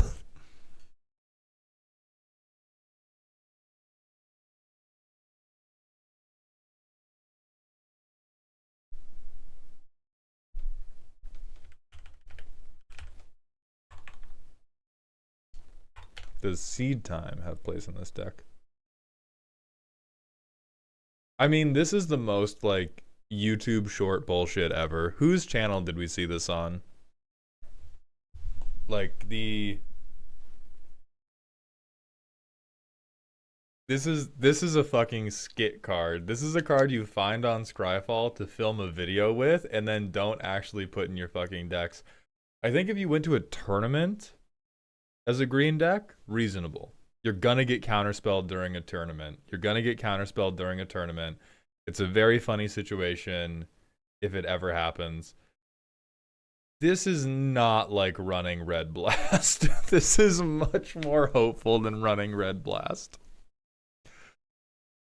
Red Blast is like...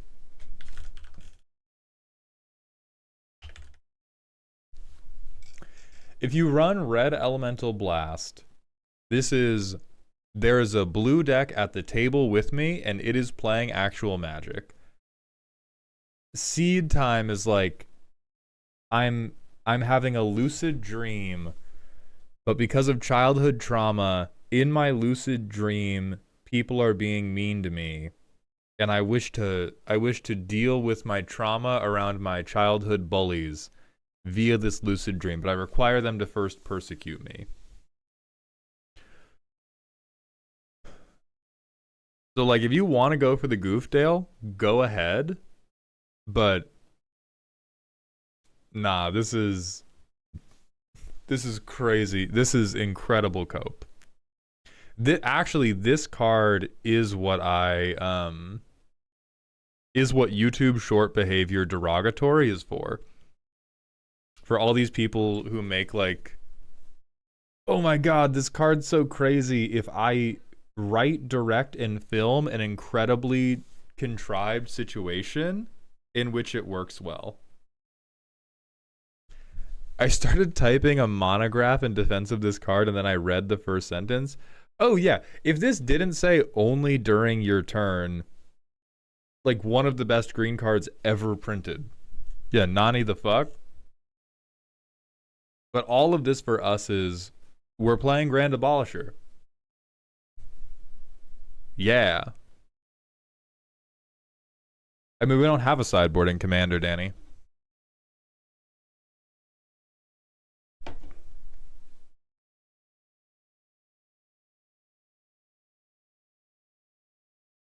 So Dale, I think we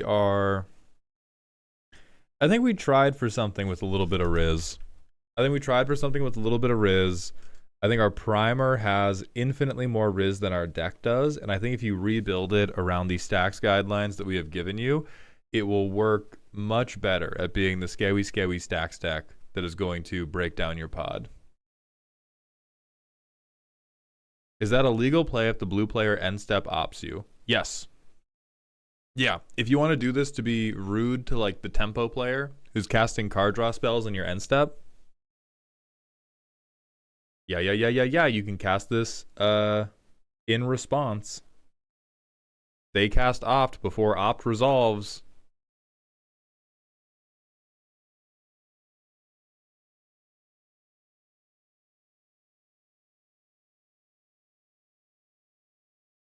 Hell yeah, dog. Thank you for submitting. I hope you enjoyed. We're going to do the manual ad break, and then Jarthur's technically at the top, but we're still looking for Jarthur, Golden Forge, and Comrade Gorbash. Gorbash, I saw you sub, so we have proof of life. Golden Forge, if you are around, please give us proof of life.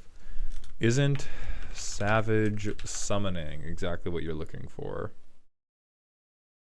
It is not, because Twitch chat is the one who gives a shit about things being uncounterable. I do not. We do not need it. We are tutoring Grand Abolisher effects, and otherwise we are playing 2-drops that you are a literal insane person if you counterspell. Oh yeah, Aura Shards would be good, but that's the same thing as like, is your table ready for Draenei? Is your table ready for real stacks, or are they ready for Urabrask stacks? Which is a question you often have to ask your commander table. Jarthur, thank you for the 50-bit cheer proof of life.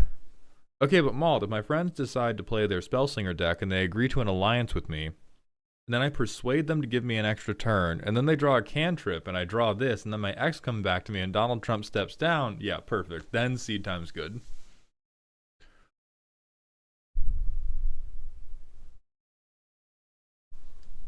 Oh yeah, and we're rule of lawing, so we can't even pull out all the savage summoner tricks.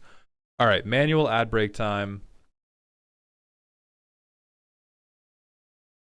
Oh, the Baloth would actually be... The Baloth I'm more interested in just to make sure that nobody can fog us. Frenzied fucking Baloth. That's really funny. That's a little cutie. This is a little cute man we could fit in here. The uncounterability like barely matters, but making sure the Bant player and the Jeskai player can't prevent our combat damage, genuinely meaningful. Okay. Manual ad break time is happening. We have Jarthur here. Gorbash was here. Still requesting proof of life from Gorbash. Still requesting proof of life from Golden Forge. No Legs Bunny, thank you for the Twitch follow. Welcome to the doghouse. And I'm once again humbly requesting vertical stream enjoyers, if you want to see the whole stream and even more of my hairline, come over to Twitch chat, please, and thank you. TikTok, I still love you. All right, Gorbash is here and doing laundry. Perfect. Perfect. Join the wide side. I saw your short on Goru and Satoru with ninjas. I love my deck and doing ninja stuff, but all my wins have come from big dragon swings. Adamame, that was the thing I was talking shit. Like, that's the thing I don't like about Goro and Satoru, is that it should be a fun ninjas commander, but the ninjas don't matter at all, and so it's just a, like, haste and dragons deck. Ugh. It makes me sad. It makes me sad. Doomteller, thank you for jumping over from YouTube. And Frampt, thank you for joining the wide side. Joker, thank you for the follow. I'm going to go use the bathroom, chug some water. We'll be right back, and then it's time for Jarthur.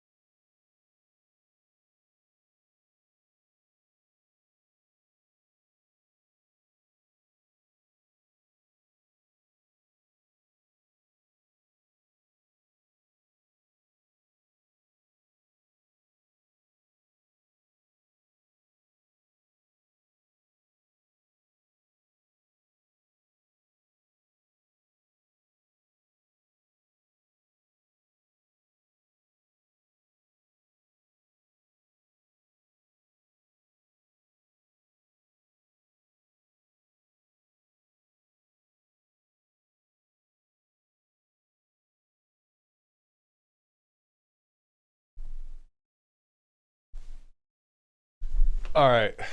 Let's walk on the wide side, gang. You can't get Baby Nadu, Bone Lord, he's mine. Joker, thank you for the Prime sub. Welcome to the dog home.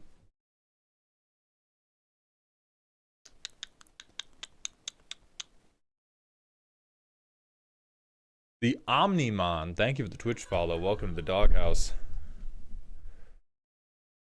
I'm gonna reset the mic because I just hit it really hard, so I think there might be static.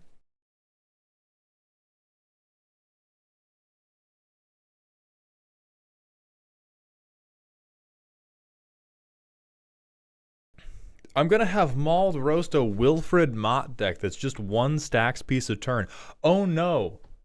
I'll have to look at a totally functional deck that just fucking works. The horror. The endless depravity of me having to look at a commander deck where the gimmick is, what if I did what I said I was gonna do? How could you do this? Where I just get to tell you cool cards. And I don't have to make fun of your literacy. Or your perceived political affiliations. How dare you? Reverend Huge Hefner, thank you for the Prime sub. Welcome to the dog home.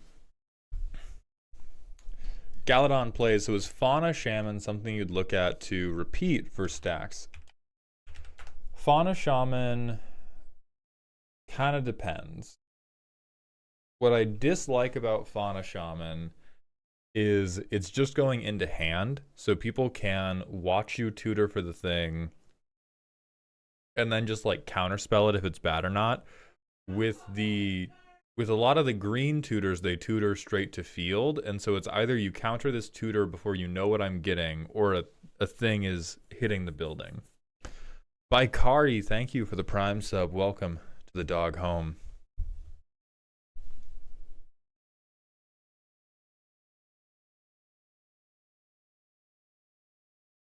Okay.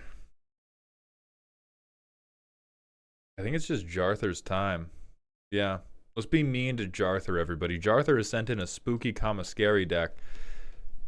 C. Moxfield for the primer.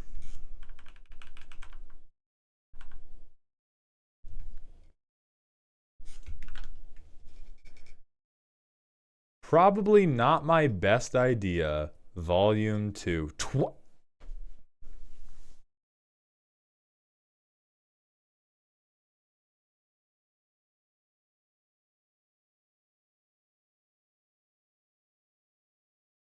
What was the first draft? What was the first draft? The deck was made on a whim and a horrible idea. I don't even remember what the idea was beyond involving extra turns. The win cons are combat damage, poison counters, Aether Flux, and Lab Maniac. You don't get that many. You don't. Polyamorous ass win cons, dude. You don't get that shit. You get one. This is a Nick Miller ass win con stream. You get one wife.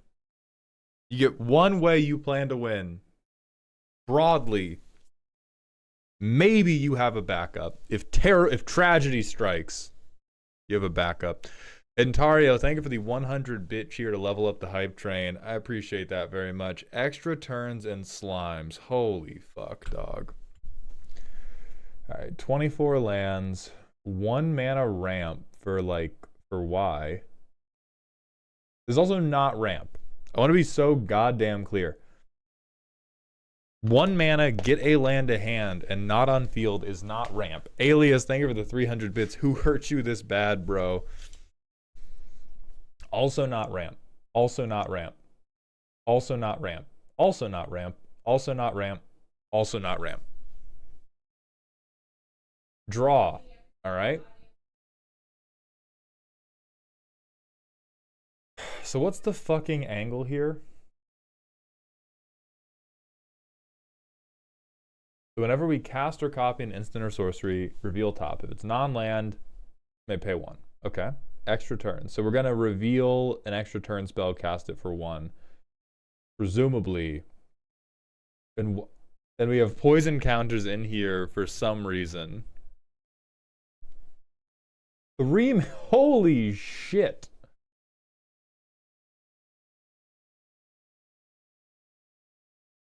course, we have Gaia's Cradle at home. Creatures. Okay, so we're going to make birds. Mana multiplier. Untap our lands for some reason. Dog, what even?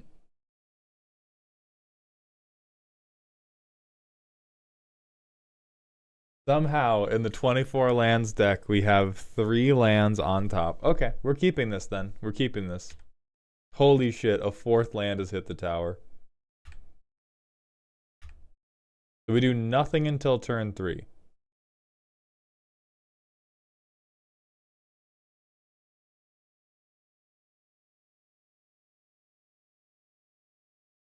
We shuffle this away, and we ramp. We rampant growth.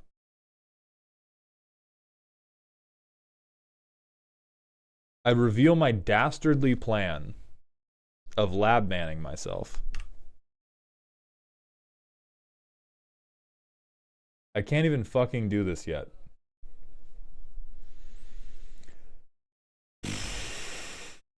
One of these was an island, man.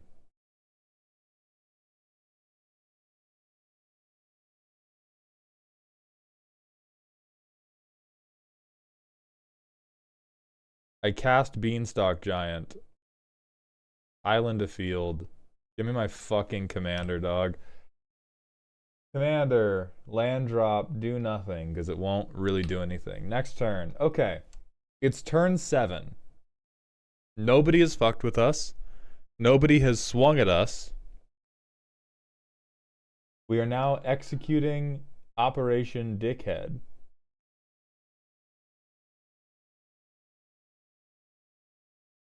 Ponder. Cast trigger. Reveal. We're just going to play with top revealed. Cast trigger. Land goes to hand. Look at top 3. Why in the ever-loving fuck do we believe we can do buyback 3 infinitely? Why in the good and goddamn heck do we believe capsize is going to make... Okay. All right. I see. Hey, I see the vision. Now, even though I see the vision, I'm going to shuffle for like no reason. And we're going to draw this card.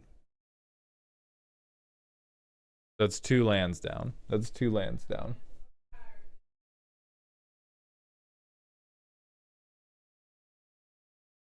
I become target player.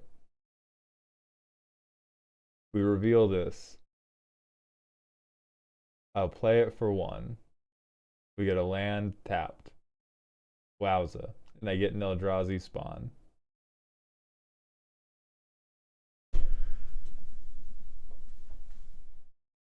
Oh, man.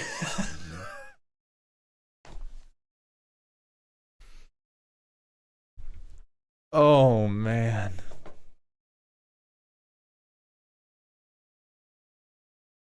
Frantic search. Trigger. I pay 1 to cast the 1 mana spell. What fucking thing do I want back on top? None of these. I put rampant growth back on top. Fuck you, Jarthur. Draw 2. Discard both of these because they are dog shit.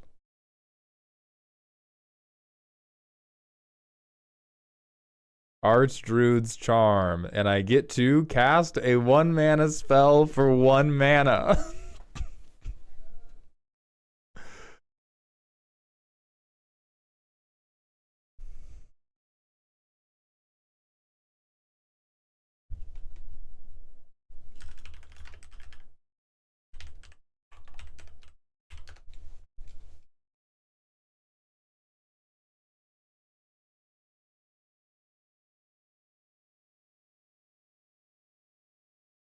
Alright, so this is gonna be the first card you need, dog. This is gonna be the #1 card you gotta add into your deck fucking yesterday, Jarthur. So here's the thing. I'm sure that there is some beautiful mind angled Each cast of the top triggers Jagsty against someone who's wasted mana and triggers yada yada yada yada. Okay, thank you for the 100 bits. Again, I'm sure there's a beautiful mind thing. You have a deck where you are allowed to cheat the mana cost, and like half of your spells are 1 mana and not worth cheating. There is, I think there is a specific,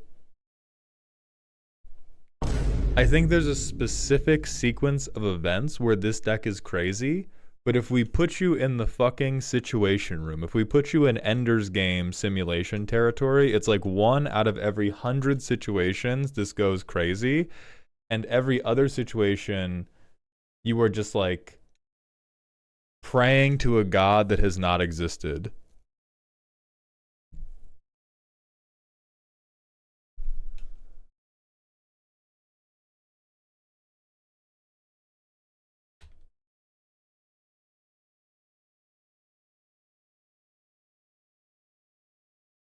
Because the other thing that I dislike greatly about this deck is you want to do something strong. The eventual endpoint of this, the endpoint of this deck, if it works, is strong. Let's be very clear about that. The endpoint of this deck is I am going to repeatedly take extra turns for 1 mana and cast infinite spells, and I am either going to win the game by emptying my deck or by stacking up Aetherflux Reservoir. Your path to that is with 0 interaction and with 0 protection. Wait 8 fucking turns before we do anything. So like we get to this turn. The backside of Jazdy is functionally useless to us, right? Yeah, we have 1 land in hand. Doesn't fucking matter. We land for turn, and then all we do is a ramp. Right, that's all we're doing. We could fucking storm sprouting. Like, this deck is 18 different YouTube shorts in a trench coat. It is seed time. Hi, baby. Thank you, honey. This is seed time with Kaioken 20X active.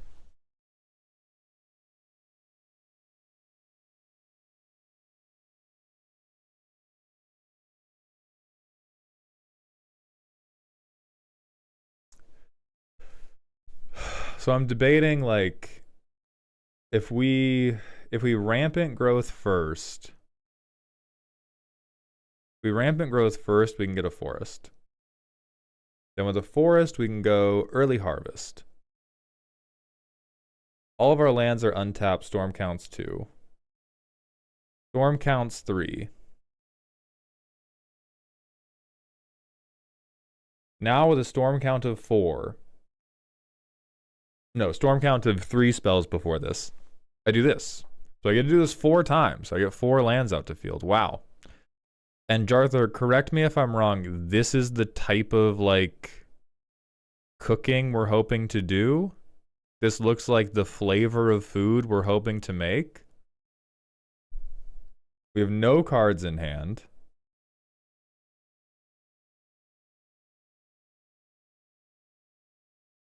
Oh, it's to hand?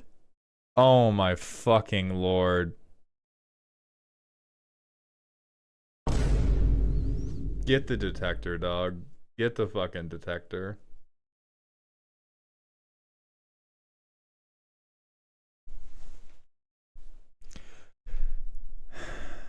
So, our next turn. Backside of the commander, sir. Stop saying the backside of the commander like I don't understand putting lands into play. Holy fucking shit.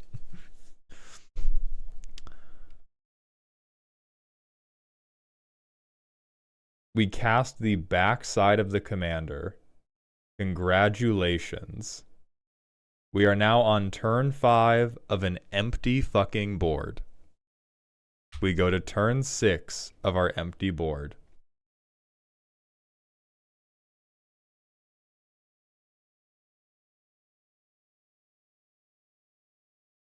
And we cast Ponder. I think we had the mana to have Aetherflux out there on our previous turn. We get 1 from Jazdy, 2 from Ponder. We're going to top revealed. We cast this for 1, and we cast Cultivate for 1.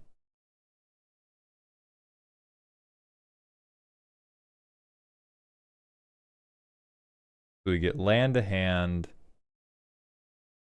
land to hand, land to field.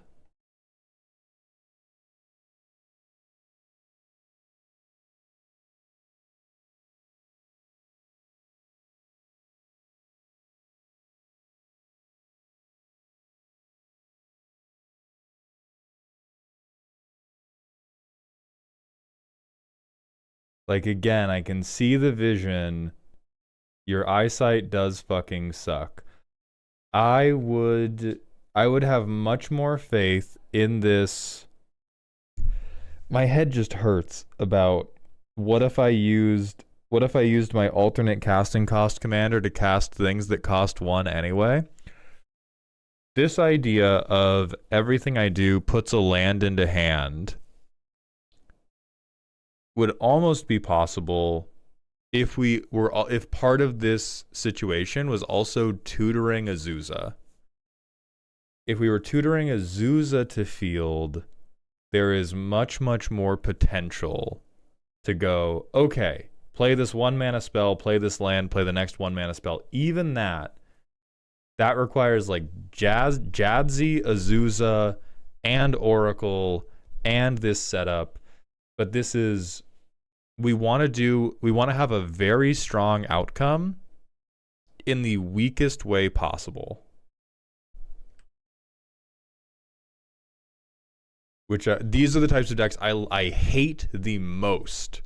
I hate these decks more than anything. But it will manage to chain extra turns is the thing. Like, it's actually quite easy for this to chain extra turns once it gets to do its thing. But it is like 5 to 8 straight turns of nothing, nothing, nothing, nothing, nothing. I win.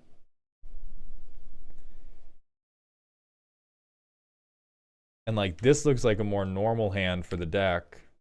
Oh wow, 24 lands is not setting me up in the way I wanted it to. What a shocker.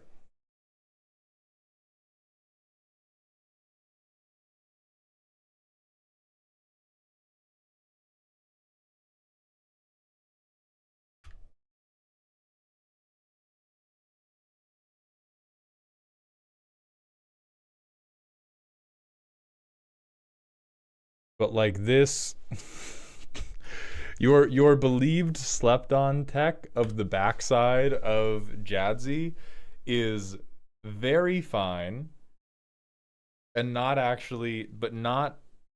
that overwhelmingly powerful. We are not that good at setting up our top deck.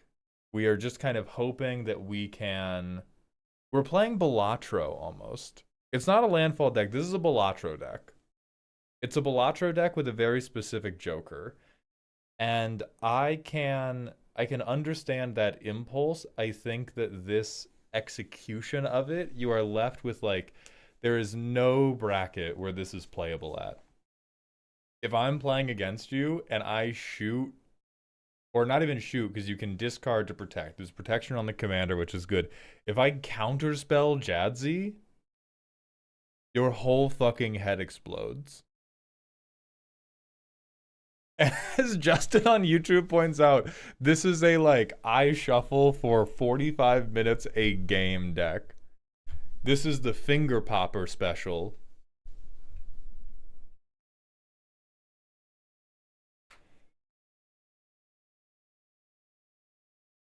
There's almost something here with land loops, but I want to be so clear that it's almost like this is still like you've gone like I found a new way to incubate the human fetus and create test tube babies. This is a massive breakthrough in science, and then like half of their head is fully missing. They do have a mouth, and with that mouth they are screaming. But I do want to be clear that we are getting babies with half a skull. Leoke666, thank you for the Twitch follow. Welcome to the Doghouse. And YouTuber, thank you for the Twitch follow. Welcome to the Doghouse. No. I think okay. Twitch chat's getting too caught up in thinking this deck can't win. I think this deck can win. It just requires that you have a summer home in Candyland. Like, the weakness of this deck is that it will spend 4 to 6 turns doing nothing. That's actually shockingly common amongst commander decks. The real hitch for me is that you spend 4 to 6 turns assembling this like soft land loop, and if you resolve Jadzi, it probably happens, and you get to give your timeshare presentation about how cool the Oracle is and how you should let them cast 20 spells on a turn. If Jadzie's counterspelled, or you just get unlucky, our life is over. But like, consult the star charts, who doggy? I guess I'd frantic search first.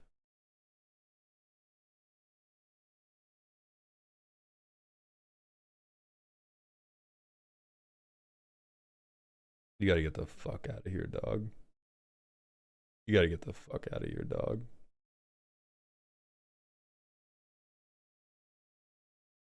But like, consult the star charts, check top 7, get 2 cards. 1, 2, 3, 4, 5, 6, 7. And I get like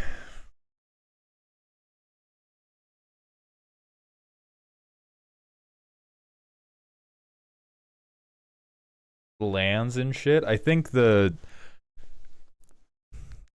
biggest issue here is that we are believing in loops that we like super should not believe in.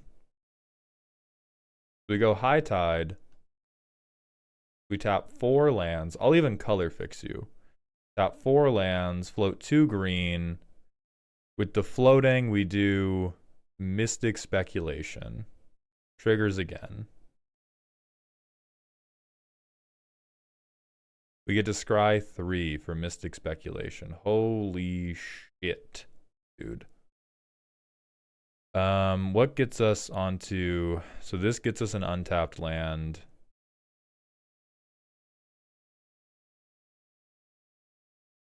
Let me send Roiling to bottom, because we don't know about this. We go float an extra green. Oh, but then that fucks us because we're not going to... Oh, but we get to resolve this land to hand thing, which I'm gonna fucking assume we haven't played a land for this turn, because if we had, I'm gonna fucking cry. Oh, but it shuffles us. Oh, the 45 minutes of shuffling strike of fucking again, dude. Holy God.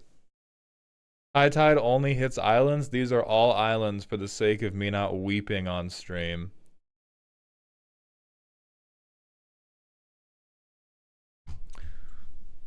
So Jarthur, here's your 2 options. You can get a carbon monoxide detector, or you can line the edges of your cards with razor blades and hope that you cut somebody's veins while they're trying to cut your deck in between all these shufflings.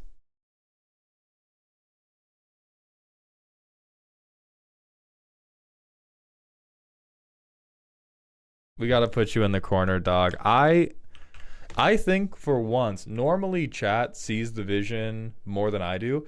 I think I see the vision. I think I see the vision. You just need LASIK, or you need glasses, or you need to close your eyes for 10 minutes. Because there's almost something here, but we're trying way too hard for too little anything. And I think there's a very real difficulty of this deck is low-key impossible to play in paper, because so many cards say shuffle. So many cards say shuffle. Baconator, if you have high levels of carbon monoxide in your home, you will hallucinate, which is what is necessary to create a deck like this. I mean, you could do landfall card draw. You could just do, again, the presence of one Azusa makes this deck infinitely more workable, because the spot we always get stuck on is I'm tutoring lands to hand without enough open mana to ramp more, without enough open mana to bounce Jazzy to hand and then cast the backside of the card, without enough open mana to keep the chain going. If we had a Zuza and we had other things that say you could do extra land drops every turn, then I believe a little bit more in our ability to just go like, oh, this 1 mana spell that gets a land to hand, that actually fuels the storm even longer because I can keep playing them. But getting all those lands to hand, soft sets up a 4 mana, like a good turn 3 or turn 4, vomit my hand out. But then if Jadzi gets killed or counterspelled or anything bad happens, you're like fully shit out of luck.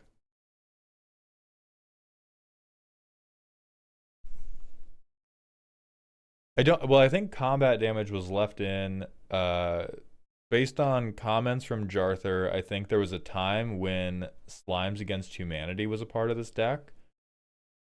I no longer believe that is true. I think Hermes is like a fine one-off to be like, well, maybe, maybe I will create 30 fucking birds. The poison does not fit in at all. I have no idea what's going on with the poison.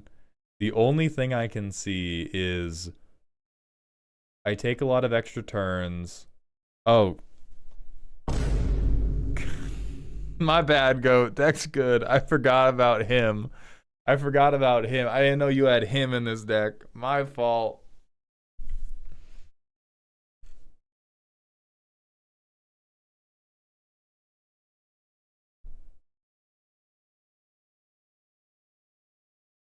Jarthur, thank you for the 150-bit cheer. Hilarious part, boss, is this has repeatedly beaten my brother. But I've been wondering about adding a couple more permanents for lands. And yeah, combat damage and poison are unreliable. Jarthur,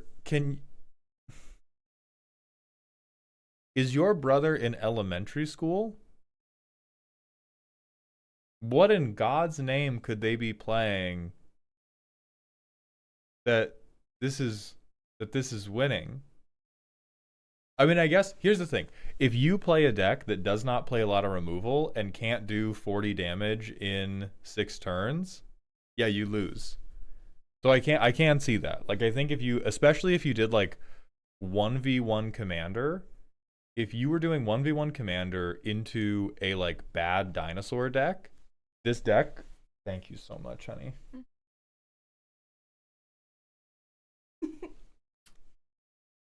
I could see how this deck could beat like really bad dinosaur players because they just ramp for 5 turns and they're like, I have a 10-10, and you're like, I'm taking a 30-minute turn, you lose now.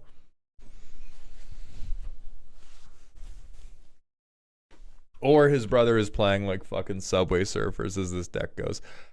Personally, this like, I have 0 suggestions for you. Set this deck on fire. This is terrible and totally ungoddamn workable. You are never... The poison thing, not happening. The combat damage thing could be happening if you did Slimes Against Humanity, but it's not what we're doing. If you want to do this frankly weird fucking land thing, you need at least 1 or 2 sources of dropping multiple lands a turn. Yeah, Herb, there's a poison sub-theme. $50. Nope, college grad, yeah, it's 1v1. Holy Jesus. I hate this. This is terrible. Anybody watching at home, do not play this. Jarthur's brother, I'm gonna have to report his degree, dude. This is crazy. This is crazy to bring into a 1v1 situation and walk out alive. We're going to the manual ad break, and then we're going to Comrade Gorbash. Jarthur, thank you for the submission, and may God have no mercy on your soul.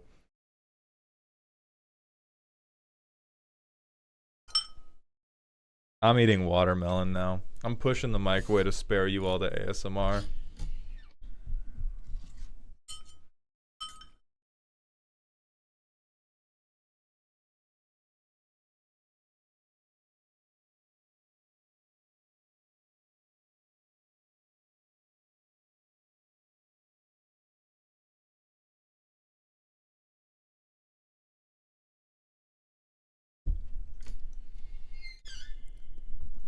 Titanic Bark, thank you for the tier 1 Twitch sub. Welcome to the dog home. Life of Shade, I'm tired, man. I'm fucking tired after that deck. That's something else. Straight up. That is something else.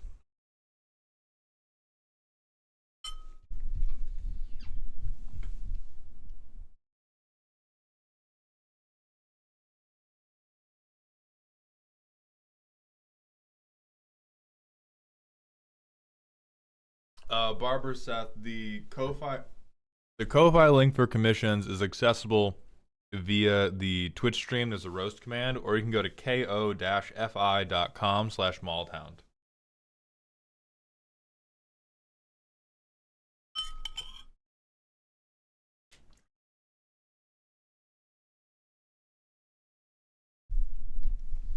I mean, so Herb, we've seen Jarthur's decks before, and overwhelmingly, Jarthur's brother is somebody who does not understand what removal is. Like, straight up, that is the through line that makes all of Jarthur's creations make sense, is Jarthur genuinely gets to do whatever they want because Jarthur's brother does not like playing removal and does not understand aggro.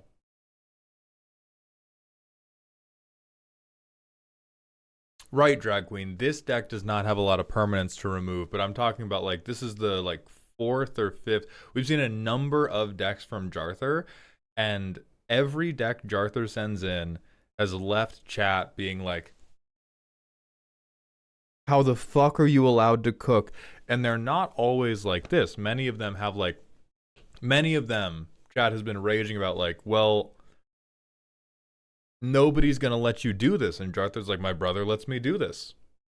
Because his brother, I would liken Jarthur's brother to the heir apparent deck we saw at the beginning of the stream.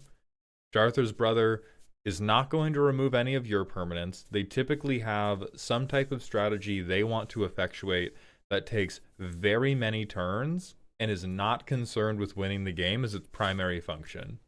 And they do still play 1v1. And that is the type of ecosystem that leads to creations like this. No, JT Rules, they know what removal is. They don't want to play it. They're choosing to be like this. This is a choice in Jarthur's family.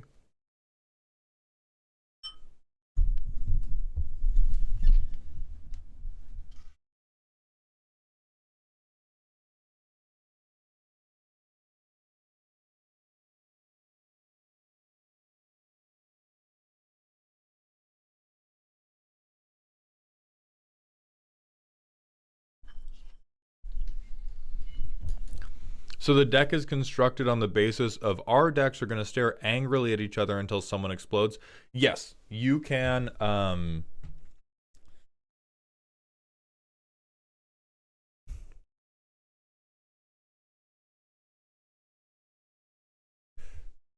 would say Jarthur and his brother play Magic as though they were both Dragon Ball Z characters who were going to decide the battle by aura farming with ki alone.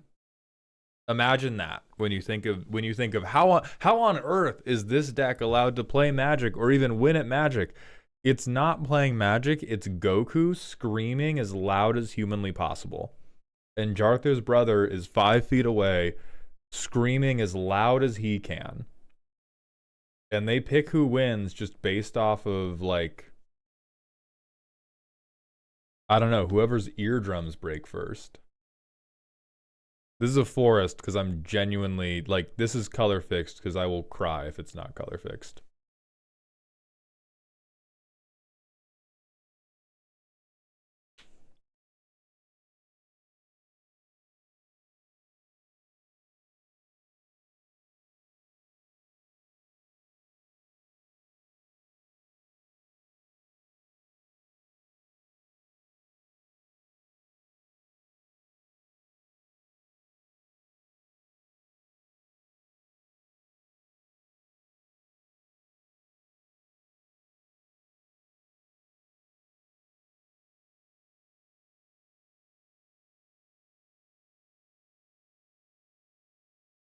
I don't even give a fuck, man. This is fetchable now. Oh, whoops.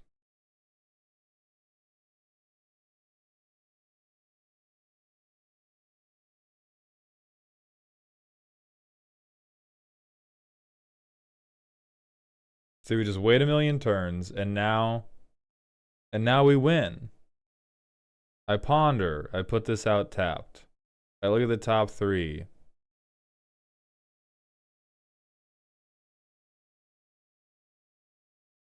I will put this, then this, then this. I'll draw that. Reclaim. Oh, look, Hullbreaker. That doesn't trigger anything, but it puts Ponder back on top of my library. I ponder. Oh, look, I untap all my lands. Like, this is where the smoke toxicity, like the carbon monoxide poisoning, is getting to Jarthur so much that they're like, this is cooking. And then they go analyze the pollen. They've bounced their brother's entire board at this point. If they analyze the pollen, they get to free cast Flood Caller, which lets them begin, like, I don't even know what the fuck this does, but it's an instant or a sorcery. They put this into play for free. They growth spasm for free. They cast this for free, which triggers this out tapped. They draw a card. They cast Dry 3 for 3, which lets them cast Deep Reconnaissance, which lets them cast Virtuous Strength. Right? This is turn 6. All it requires is you stand in the corner for 5 turns. Nothing bad can happen to you. And your next of kin has to be morally avoidant of counterspells. And then you win. Now, if Jarthur's brother knew how to build a coherent aggro list, we would never have to witness such endless tragedy. But this playtest is what Jarthur had in their mind's eye. This is what they had in their mind's eye when they crafted this deck, is a turn like that.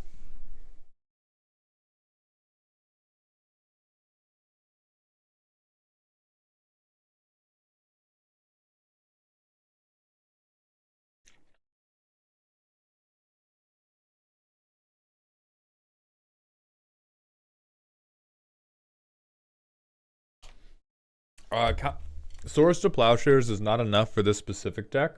Now, Swords to Plowshares would be enough for some of the other JDZ creations.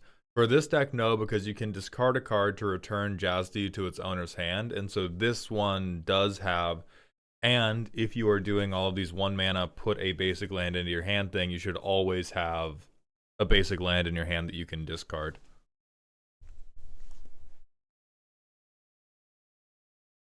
But anyway, that is the vision that I do see, and holy fuck do my eyes hurt. Jarthur, thank you for the 50-bit cheer. He has a Zadalist that kills us by turn 4 every time. You guys gotta stop. You guys gotta look up fucking Canadian Highlander. You two are the people Canadian Highlander was made for. You cannot keep playing these bastardized 4-player commander decks into each other. You're hurting my heart, Jarthur. We're going to Comrade Gorbash. We're going down to Silly Town. Commander's not about winning. Commander's about doing cool things and making friends. And what's a cooler way to make friends than giving people presents? The goal is to pick a new friend at the start of the game and let them check out all your favorite enchantments. It just happens that your creatures still benefit from them, and you get presents for giving away your stuff too. Along the way, you can remind the other players that your new friend actually has all the stuff they're worried about. You may have to lend a hand here and there so your new friend doesn't get too ganged up on, though. The deck is still in testing and mostly does it, but is kind of fragile, and the ratio of auras, removal, and protection is not quite right yet. Baconator, you are smoking crack. Mill is one of the weakest archetypes in all of Commander. You should absolutely have a maximum deck size. You should absolutely have a maximum deck size. No, thank you for the rage bait.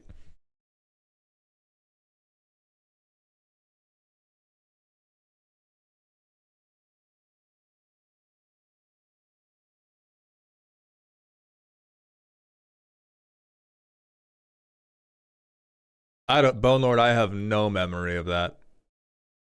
I cannot tell you. If you think it's winning too many games, just play it at bracket 3.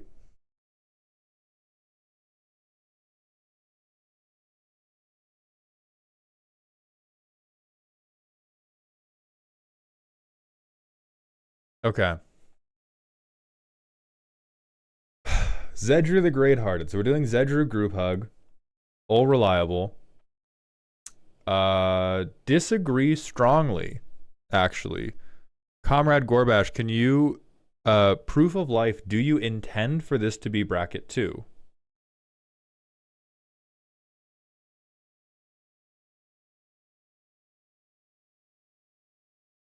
Two-ish. When you're in bracket 2, that's where I really advocate more for bigger removal. That's not a like massive problem, and there's plenty of people who disagree with me who are quite smart. But when I'm looking at bracket 2, like reprieve, reprieve is genuinely too fucking sweaty. Don't play reprieve. What if, hey, you're trying to help everybody? What if for a moment you were friends with everybody and you ramped everybody? Wouldn't that be so fucking kind of you? My God. What a nice person you are, making sure that they can get all their basics so that they're color fixed. Gorbash, I'm doing a bit right now. This is good removal. This is good removal you should be playing. Oh, it's in already. Perfect. Great. Okay, so what are we trying to do then? So we have Kami of False Hope. So we're doing a donation deck.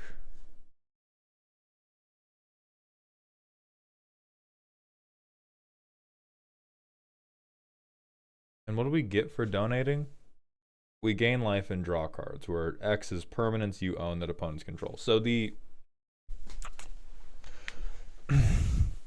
there's a core rules problem that is going to prevent this from it seems like this deck is trying to play de facto two-headed giant.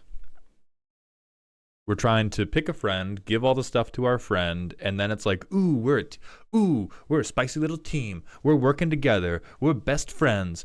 And people who understand the rules of Commander will understand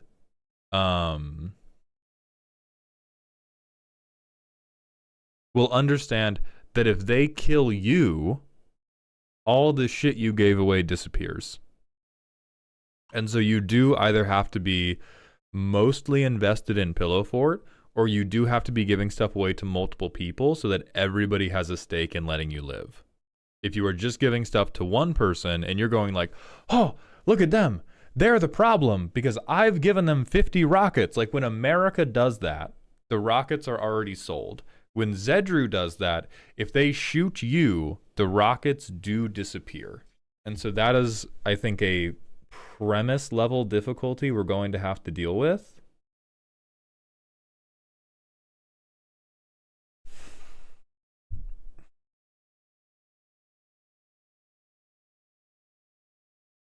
And are we giving these auras to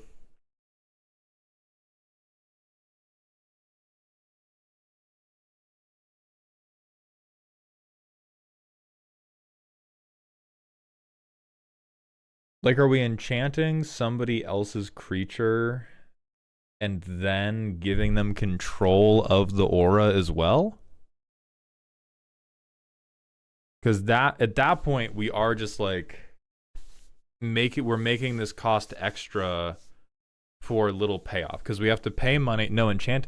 So we're Voltroning Zedru. What are we giving are we giving our opponents control of auras that we maintain? That's a little cute. So it's like Voltron, Zedru, but you technically control the aura? Yeah. Okay.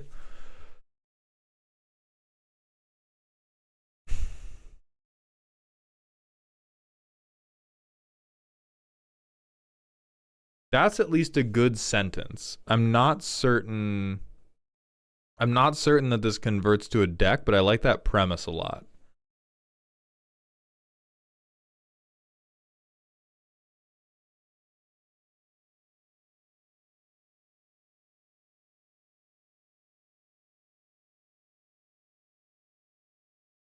Now I understand why all of our interaction is one-offs, because like all of the deck has to be Zedru protection. Okay. I like the artistic vision.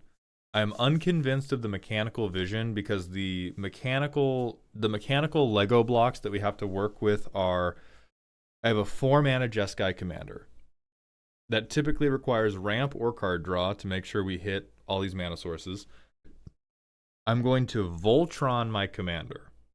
Inherently risky. After I Voltron my commander, I am going to use additional mana to turn him into a draw engine on top of the Voltroning. That's very mana intensive for Jeskai. If that was the only problem, it wouldn't be a big problem. But on top of needing to spend a shitload of mana to get this done, we make Zedru the juiciest target in the whole fucking world. It is it's a very cute way to subvert the expectations by giving people control of things that don't matter. But it's just so fragile. It's so fragile. You have some avenues to politic, because you can be like, oh, I'll give you control of Staggering Insight. You'll draw the card from this.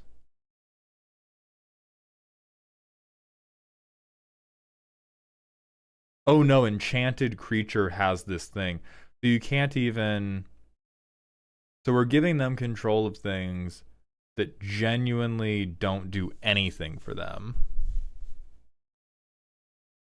Oh, I think we might be on like peak concept. Cannot actually exist.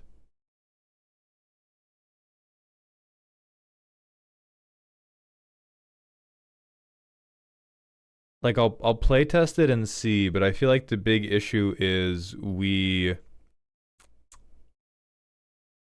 I feel like the auras have to be an extremely sometimes thing and not a thing that can be the cornerstone of our deck unless we are deep on Mesa Enchantress deck.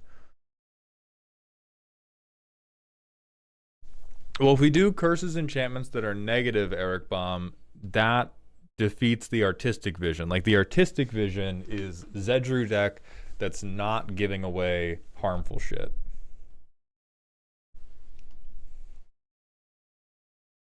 Okay, so we have some lands and shit. So we go boom, surveil 1. Oh God. Sure.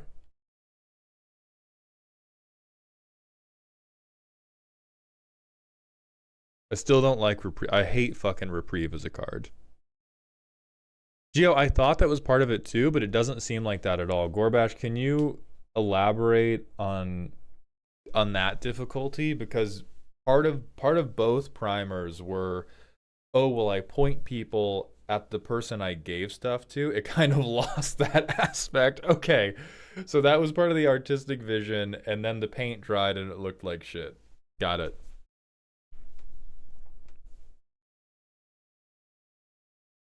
Turn 3, we don't have the pips for Pearl Ear. We can Moon Blessed, but it doesn't do a lot. Caverns of Despair is crazy. That's actually just where we built this deck. I think this has to go back to basics. I think this has to... Damn. Sedain! We were fighting hard for this shit, man. We were fighting so hard to make this shit work, weren't we? Redemption Choir. Oh my God. I'm not yet convinced that it's an impossible dream, but I think that you are trying, like, we're trying to have too many cards that are cute synergy pieces. Like, you are in blue, and I have not detected the presence of stock up. If you were going to make this dream work, I think it has to be built around, like, genuinely 10 or fewer crazy good auras.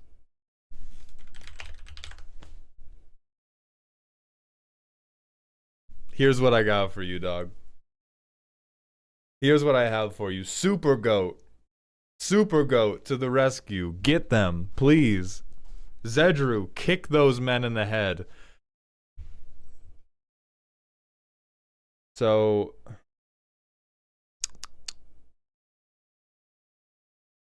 I think stuff that's like Sticky Fingers, Blessing of the Nephilim, even Aqueous Form, like Daybreak Coronet, Demonic Ruckus, Spirit Mantle, Draconic Destiny, Light of Promise. I think everything that is not, this is a good aura by itself. Like, by itself, this is crazy fucking good. Those auras don't get to stay. And oh, we can't use Super Stay because it's enchant creature you control. Holy fuck. I just weep openly.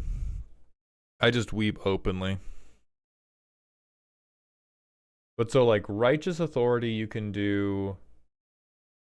Maybe Mantle of the Ancients we can do. Things that give big benefits, like Angelic Destiny type shit. Eldrazi Conscription type shit. Those things can work.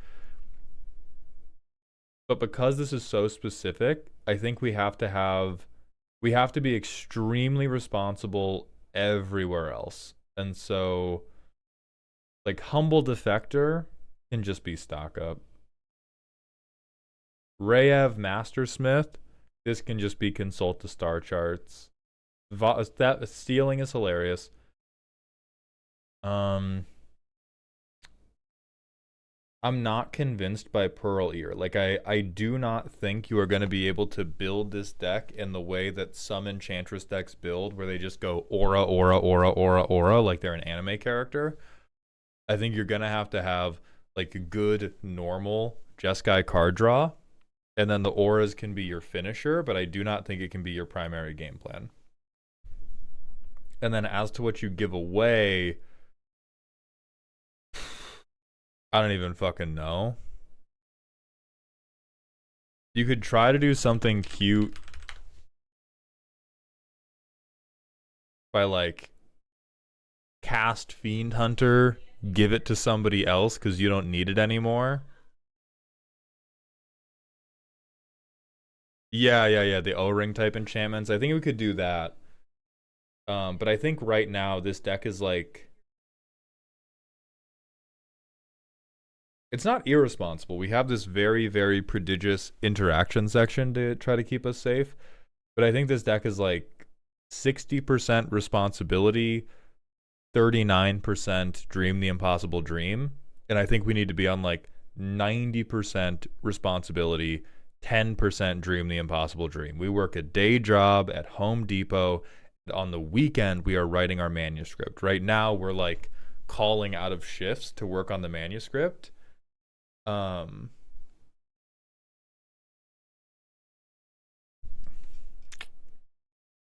I don't think we can go this heavy. But I do actually think it's possible, and I really, really like the idea behind this. So I think here's what I'm going to recommend to you as cuts. And all of these are going to hurt. Jarthur, thank you so much for the 150-bit cheer. Boss, as always, thank you for the roast. Everybody hating the deck had me laughing. My work week hasn't been kind, so it's time to catch up on sleep. Jarthur, sleep well. And again, I see the vision. I want to pluck your eyes out for it, but I get it, dog. Sleep well. Secret Beam Man, equipment flops with this because when you give them control on their turns, they can just move it. So we do need it to be auras that they can't move. Okay, so stuff we're gonna cut. Maybe Stiltskin, definitely Humble Defector, definitely Core Spirit Dancer, Rayev Mastersmith, Thram,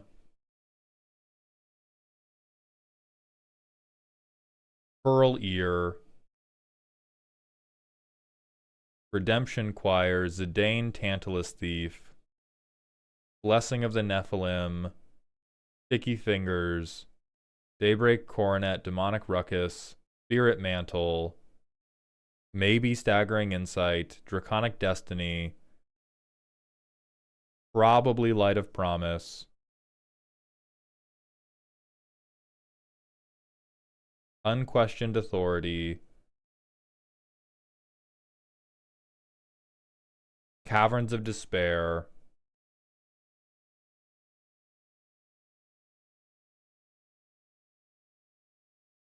Reprieve, but that's just personal bullshit. That's not even about you.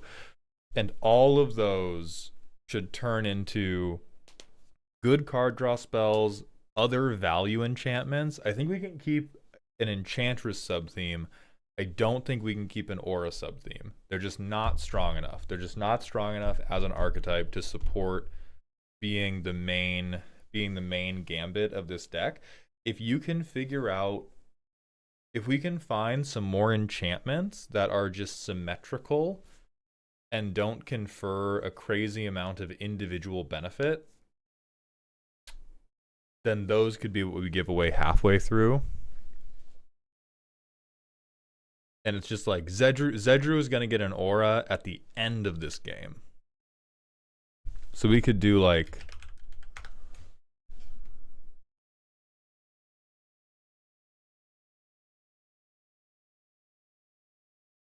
a War's Toll is just funny, but it's not. I don't think this is like cute to give away.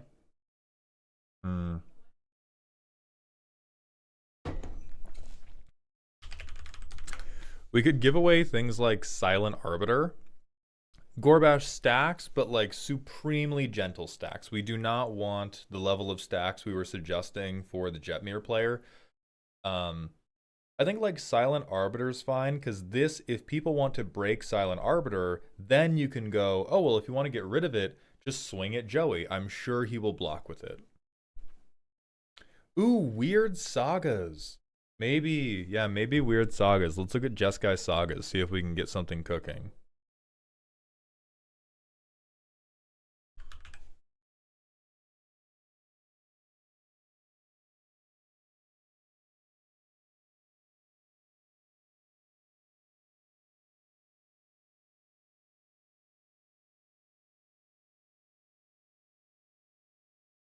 Certainly not Fable of the Mirror Breaker.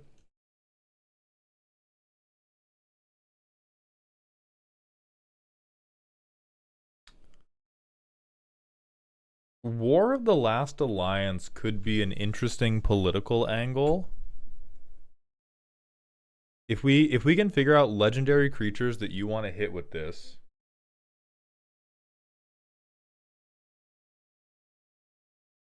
And then make a deal of like, I'll give you step 3 of this. Oh, right. Yeah, then we don't get the persistent benefit. Ugh, because we never make it to our upkeep with them controlling it. So we would have to give them away. We would have to be sagas we are giving away on 2. Or giving them away with 2 or more phases left. Yuck. Okay, I don't think we're getting that then.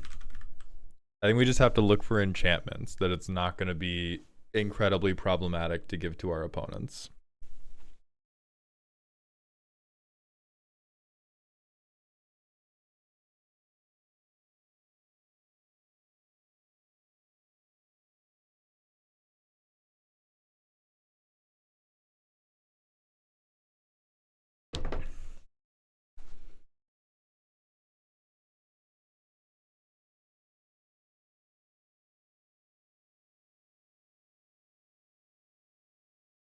Turt, I'm with. I think symmetrical stacks is where we want to be. No, Gert, we're not doing curses because we're trying to do Zedru but different. We're trying to do a different type of Zedru deck.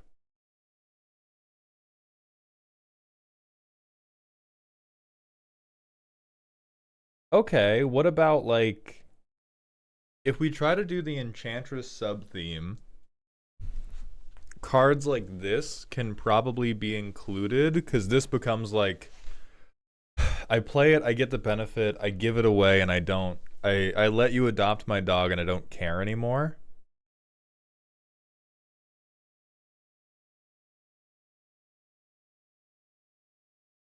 What about giving away Descent into Avernus?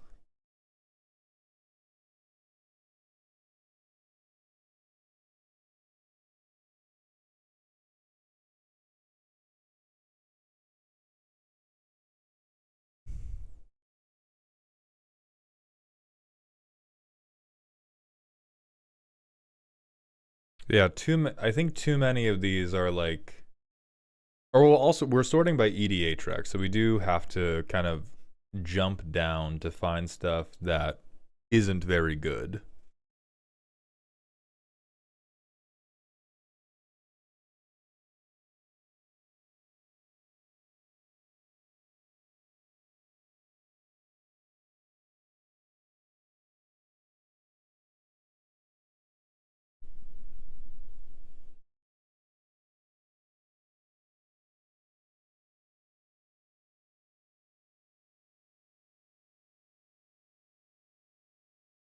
I don't think Roiling Vortex is gonna give us what we want.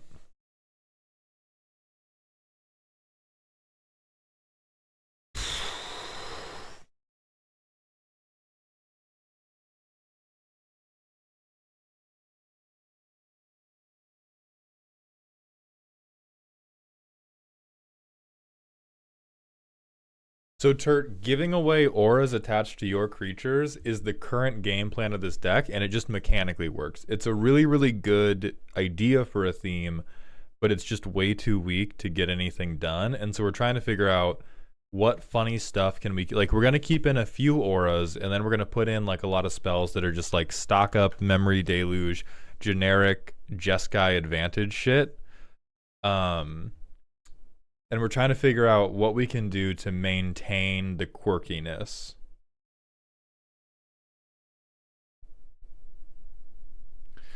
Bone Lord, it's less that we soft want enchantments because we want to be able to hold up the Enchantress sub-theme. Most of what we want is something that we can give away control of without having it mean anything. And so we want like, for example, a problem with rule of law is that we don't really care about rule of law being played. We kind of actively don't want rule of law to be played, but we would want to like, oh, I play rule of law. Now you get it.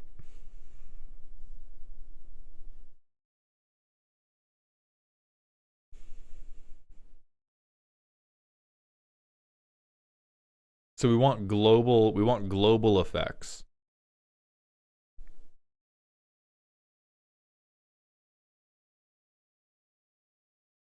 Wendy's, we have some of those cast out type things already. We want global effects that are not necessarily negative.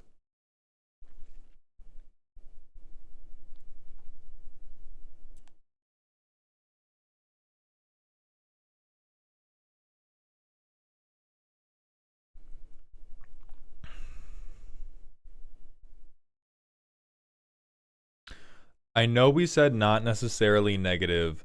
This would be a really funny way to hose a Kindred player.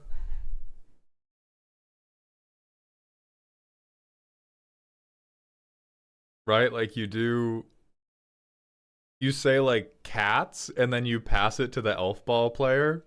What about that one? Can we do that one? That one makes me really happy. That makes me really fucking happy. Oh, in addition, no! I hate reading. I hate reading. Fine, we won't do this. We won't do this. God damn it. Every time I think Jeskai Enchantments is gonna do something I like, fucks me over again.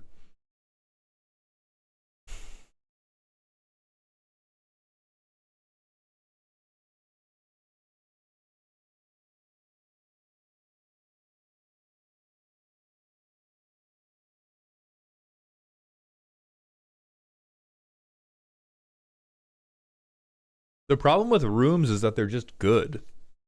Like we don't want this to be kingmake.deck, and if we do stuff that's just straight up helpful, like we could do like mass hysteria.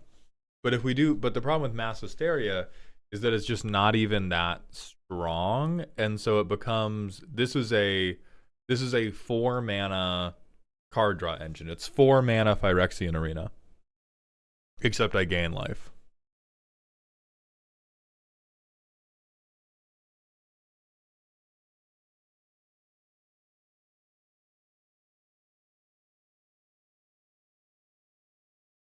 I think we could try to make like all of our creature removal Frogify type effects, although that probably makes everybody super fucking mad. Rally the Ranks almost hits that same funny bone energy where we can pick a creature type where it won't help them, but then this becomes 5-mana Phyrexian Arena.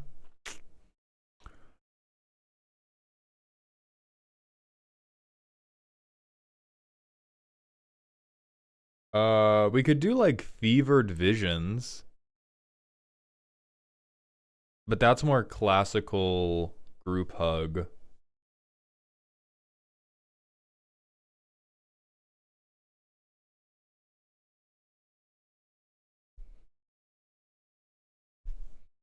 Chubby Medic, thank you for the Twitch follow. Welcome to the doghouse.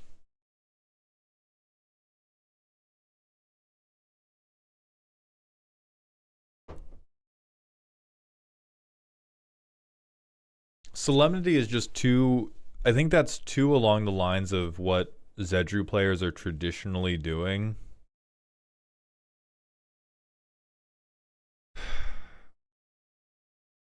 Yeah, it's difficult to get away from the kill Gorbash problem.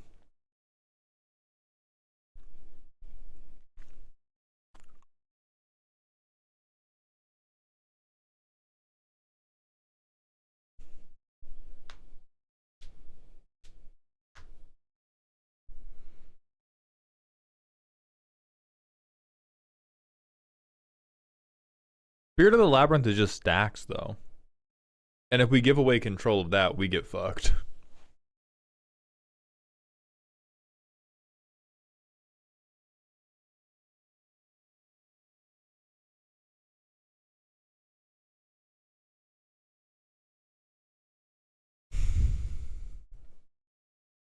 Eligman Grixis is what I choose. Maybe Telepathy. This is one's... Okay, hold on. We have potential here. Because this is one-sided. Like, you are helping this person. This might be one of the few things where you can actually work the political angle on it, though. Because you, like, reveal your hand and show you're not doing bullshit. And they know they can get rid of it by killing you, but they also know that this one player is the only person not subjected to the bad effect. Bone Lord, I'm refusing to perceive your pillow fort nonsense.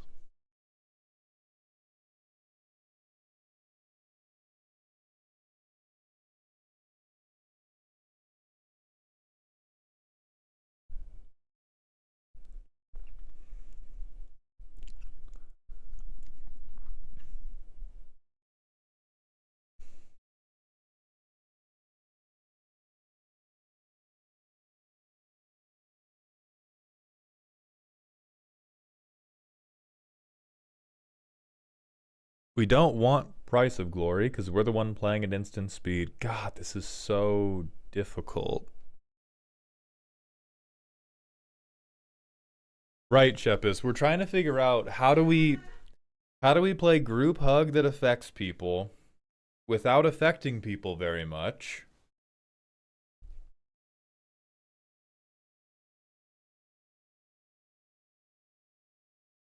And like there's things we can do that aren't going to fuck us. Like this is complete not a problem for us to play and then give away. Who cares? They might exile it, sure, whatever. Pretend that last line of text isn't there. It's not a problem, but in the context of this deck, it just becomes a like 5 mana card draw engine that we don't care about either. And so you may be left in the horribly unsatisfying territory of you just have to play a lot of good cards and like Zedru doesn't activate often, which sucks.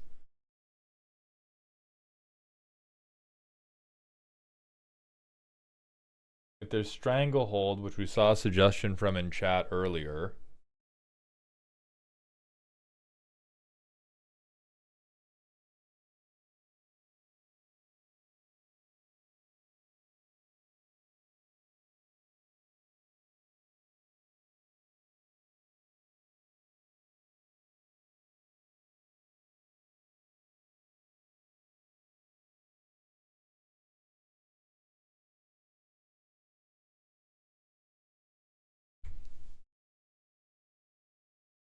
we don't want them to not do anything, but we need them to not do anything.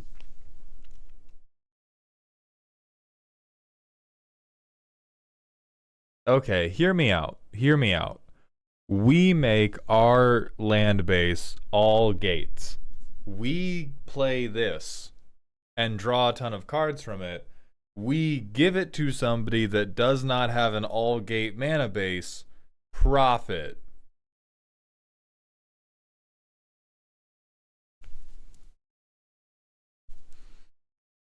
I think looking at the Jazzy deck and then this is frying my brain.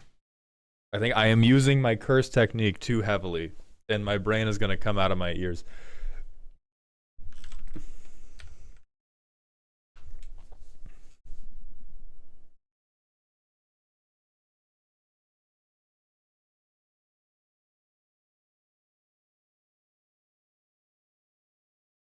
No, because this is the classical Zedru style. Like we are trying to subvert expectations of Zedru, and the expectation is that Zedru is going to give you bad shit.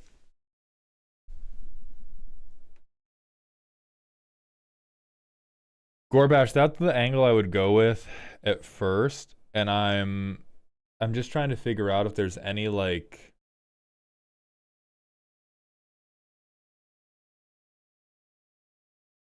okay. This almost works for you if we are soft Voltroning Zedru. It's Staxy, which is frustrating to people, but this is the closest we have seen to is symmetrical, and the symmetrical effect is going to help you more than it's going to help other people.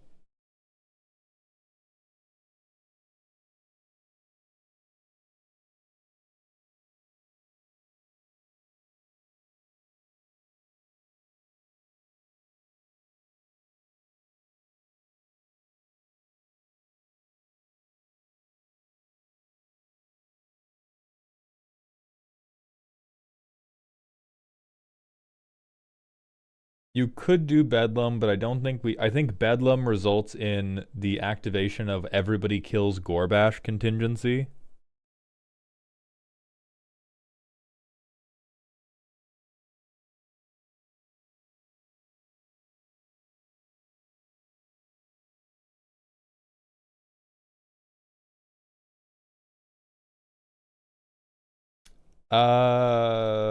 Perhaps Confounding Conundrum.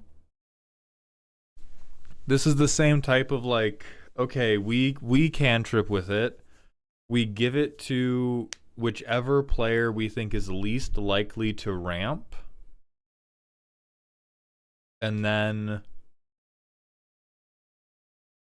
like I'm trying to imagine I'm trying to imagine the dynamics of a pod where there's you, there's somebody who's not going to ramp heavily, and there's at least one player that will ramp heavily. You play this, Zedru gifts it to the person who's not going to drop multiple lands a turn, and is like, you keep this safe, buddy boy.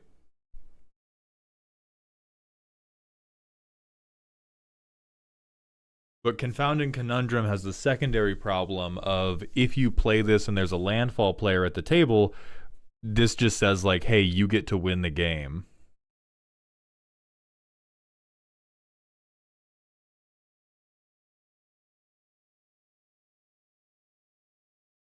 How does giving people good stuff make us win? It specifically does not, which is why we're trying to look for stuff that is not that good for them.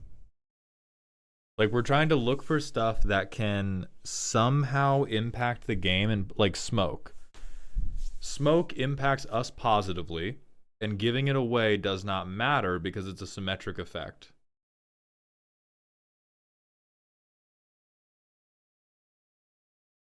That is not what I think, Skinny.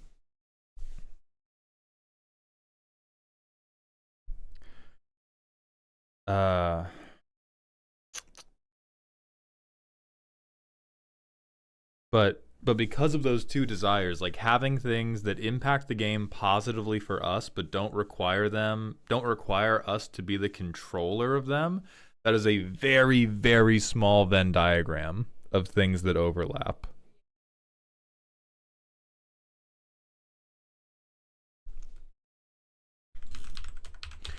Jace's erasure is not bad to give away, but there's a very... Like, you can play this, but this is, again, like, this is what people are expecting. We want to... Part of this deck is we're seeking to play things that people do not expect to see out of the Zedru deck, and this is exactly what you expect to see out of the Zedru deck.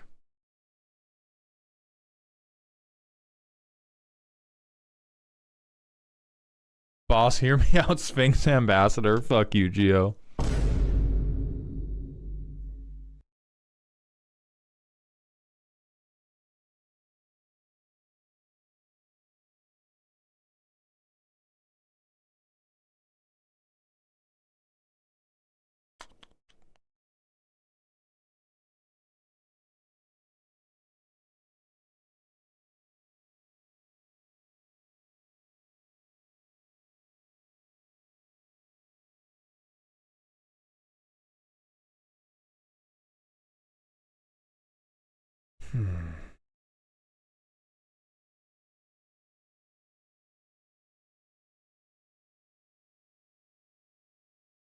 How do we... We're not doing moat.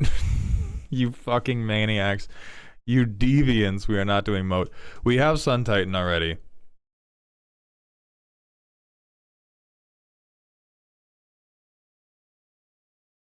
I don't think the courts are funny because the courts are just like good shit. Like, if we give the courts away, we become kingmake.deck. We could load up on just enchantment removal, but if we load up on enchantment removal, we activate the contingency of what if we just kill Gorbash with hammers. Yeah, it is not group hug or group slug. It is Enchantress Voltron, and the commander is able to give things away. Yeah, ETB defenders could be something. Like, I think right now we are all conceiving of this deck as activating Zedru's ability way more often than we're actually going to. We want to be activating Zedru's ability as kind of a, like, last resort for the turn. So we don't need a ton of these, and it is not the main thing the deck is doing. The main thing the deck is doing is casting enchantments, drawing cards, and Voltroning Zedru.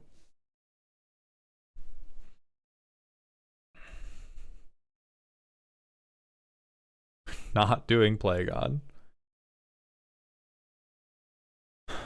Roiling Dragonstorm. Give it to somebody that has no dragons.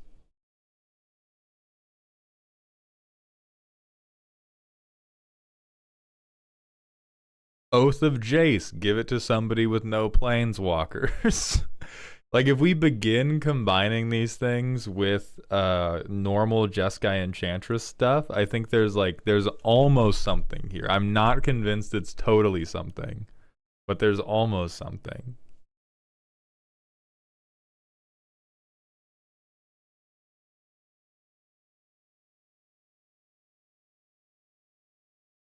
Oh, true. This is owners, so play this give it to the dragon deck is even funnier because this is not controller's hand.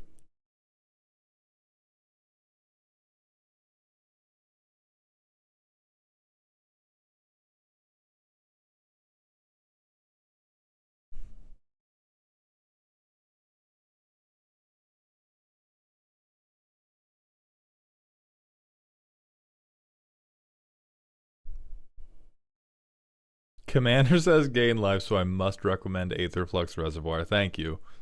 Thank you kindly, Baconator, for that big recommendation. So the problem with the Baldur's Gate backgrounds, Buttersponge, is that they're going to do wholly nothing. Like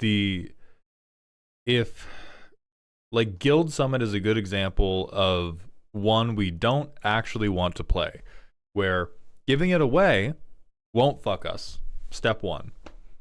Playing it ourselves doesn't help us. We need it to be in the very thin area of because we have played it, we got a benefit. And once we give it away, it will not give our opponents a benefit, but will create Zedru triggers.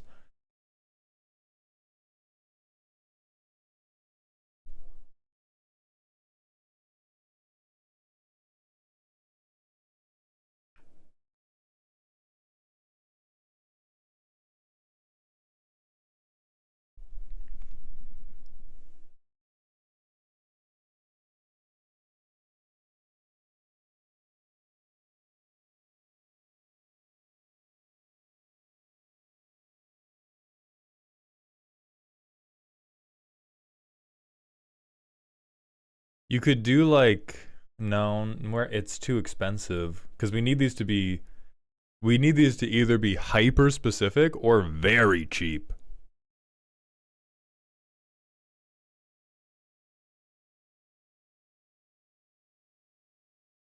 Okay, hold on. Potential insight, give it to the green player. My brain is cooked in half, but cast insight, give it to the mono green player.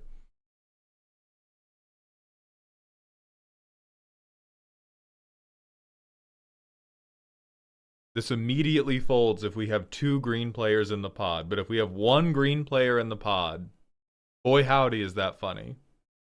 Bacon, it does, but we already have that stuff. Like, that's the stuff that we're already doing.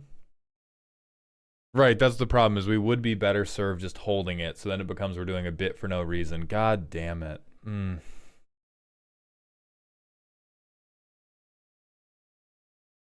You're right. You're right, and I hate it.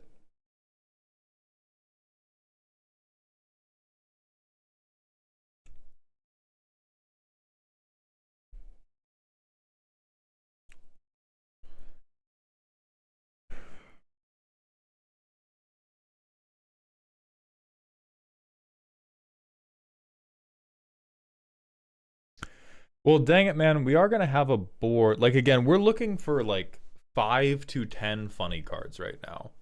We are not looking for the backbone of this deck. The backbone of this deck is fucking Entity Tracker, Stock Up, and Mana Rocks. Like, we're doing Entity Tracker, Mesa Enchantress, fucking... Like, we could do even Archangel of Tithes to get some soft propaganda effects in here. Like, I want to be so clear. We are having a normal deck. This deck is a 40-year-old accountant, and the cards we are looking for right now is we are trying to find, like, one cute tattoo for them to have on their inner thigh to show off during a rowdy weekend. We are not looking for, like, what is the main gimmick of this deck. We're looking for what are a couple cards that are going to make us remember what life was like when we had dreams, because we cannot achieve the primary dream of this deck. Hell yeah, Reborn, welcome to the stream.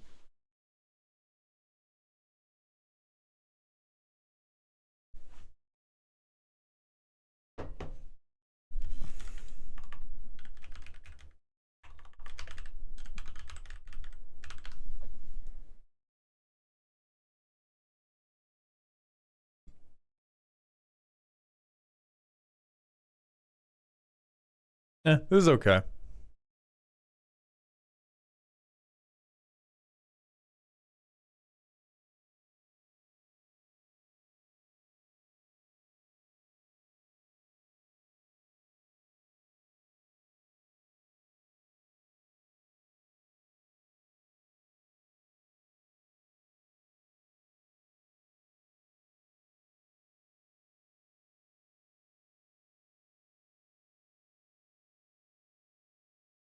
We're not doing humility. That is okay. Gorbash, I'm gonna put you like I don't even know where to put you. This is a really good idea. I think we have cooked too close to the sun, and most of what I have for you at this time is like roiling fucking Dragonstorm. Because sagas don't work. Most of this shit doesn't work, and I think you have to go Jeskai Enchantress with a Voltron finisher, and then you can do give away the Voltron things, he. But it is relatively weak. But I love the vision. I love the vision. It's so tough to make work, and it's never going to work in a really powerful way. I do think you need more mana rocks. And I think we have to de-incentivize how much of this is Voltron first. But Mind Palace cooking is crazy. The Mind Palace cooking is insane. The actual cooking, the food is a little bit burnt.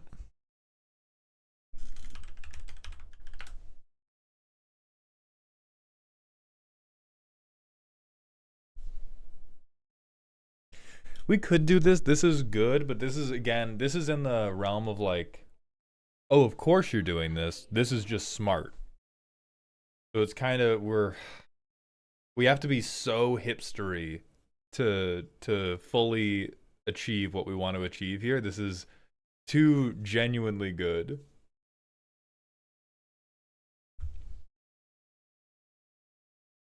All right, so we got to go to the manual ad break. Golden Forge, please give me proof of life. Torkeen, thank you for the Twitch follow. Welcome to the doghouse, my friend.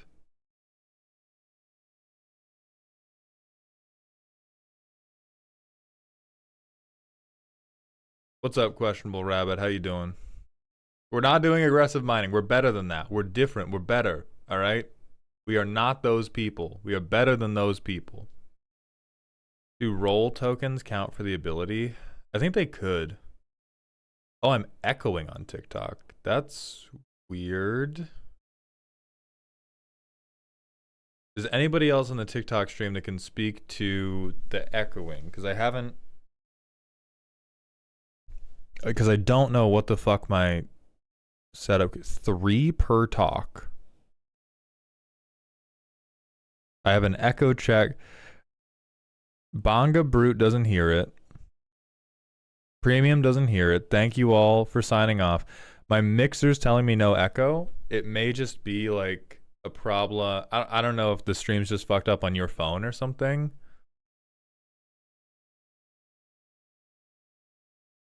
Don't roll tokens, Conrad Gorbash. That's gonna be really bad. That's gonna be just as bad as this was. Maybe 1 or 2 roll cards will be good enough. Okay, dope, Rabbit. Eric Baum, thank you for the rant. Should fast mana and mana neutral ramp be limited in lower brackets like tutors are? I think they should, and also they are. Can you give me some examples of fast mana that you think aren't limited? Because the only types of fast mana that I know about that aren't limited are like rituals, and I think rituals, quite frankly, ball out. Go for it.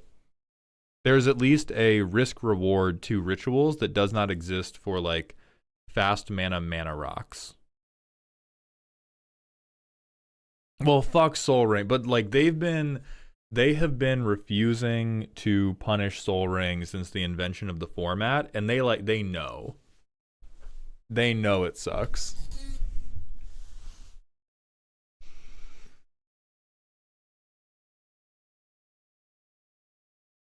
But mana neutral ramp, I don't think needs to be limited in lower brackets as much as people need to respect that ramping is powerful. Mana is very good. If your deck, if you take turn 3 to cast Cultivate versus taking turn 3 to cast like Enduring Innocence, I am still just as worried about you.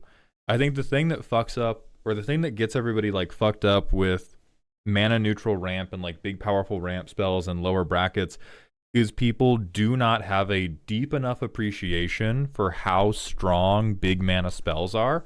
And so people are like, but I haven't done anything yet, when they spent 4 turns ramping, which is doing something.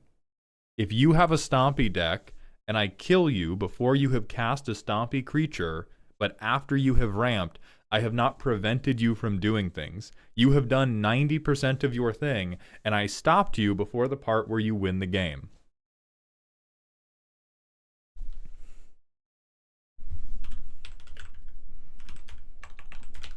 As it happens, good card that more people should be concerned with.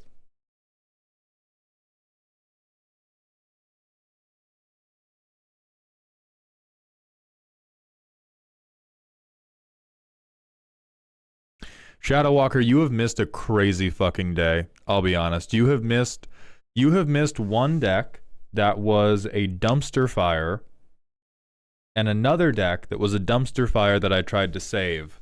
And this is the most my brain has hurt in a long time from working on commander decks. This is the most twisted up my brain has been in a long, long time.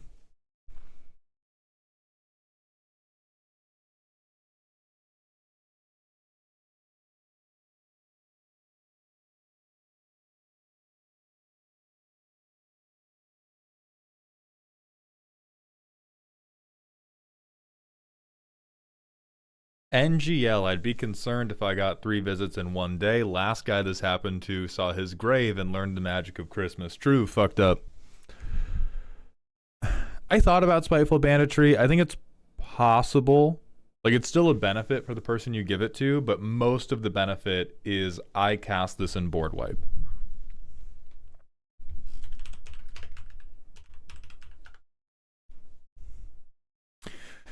Yeah, and there is still the Walker, there is the possibility that we're going to be doing a subathon very soon, and so we will be live like 8 a.m. to 8 p.m. if that happens. Yeah, there's no psychic damage loop. I'm either gonna get a new song. I am going to split my audio and play music that legally can't be in the VOD, or I am going to just go no music, period, because I turned the haunting background music off. Viewership's been up, so I'm taking that as a sign that people like the fact that we're not or people dislike the background music. What about Flame Blitz for the Zedru deck? Ain't no way, my boy.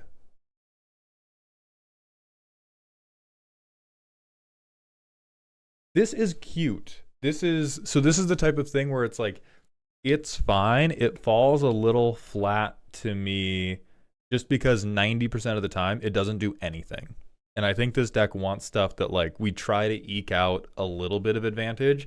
And this is just us going, 4 mana, I draw an extra card every turn. Well, Terrence, we don't get to have a poll. Like, the poll is, I turned the background music off, views went up. That is the poll. And the people have voted with their ears.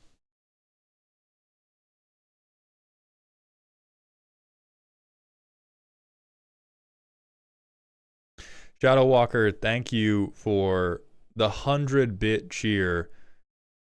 It's PST if I remember correctly. I'm sorry, but I won't be joining. Oh, you do not have to join a stream that starts at 1 a.m. my time.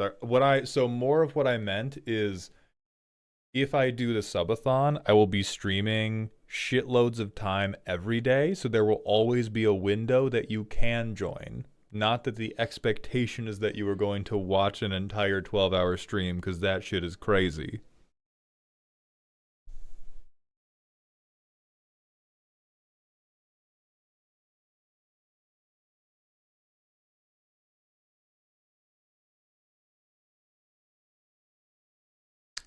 Perhaps, Alec, man.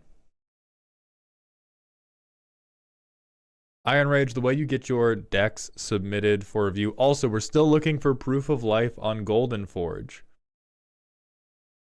But anyway, the way you get your deck submitted for this is Ko-Fi commission. We do free roast streams, but it's not what's happening today.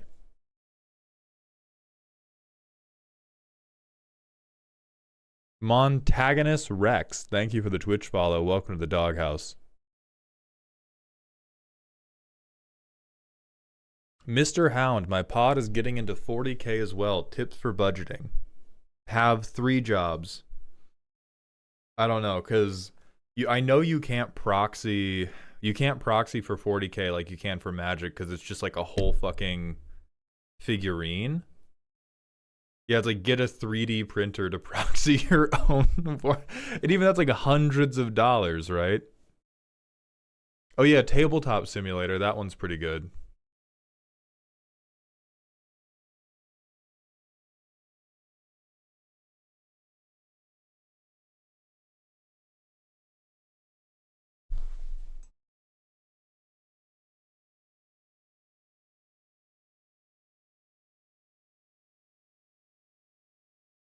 Toes taste bad. That is a good idea, but it is not the artistic vision of the author.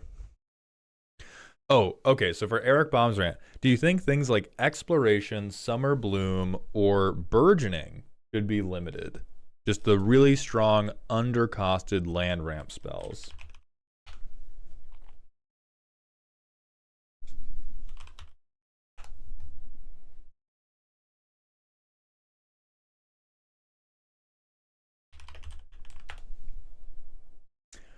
Frankly, no.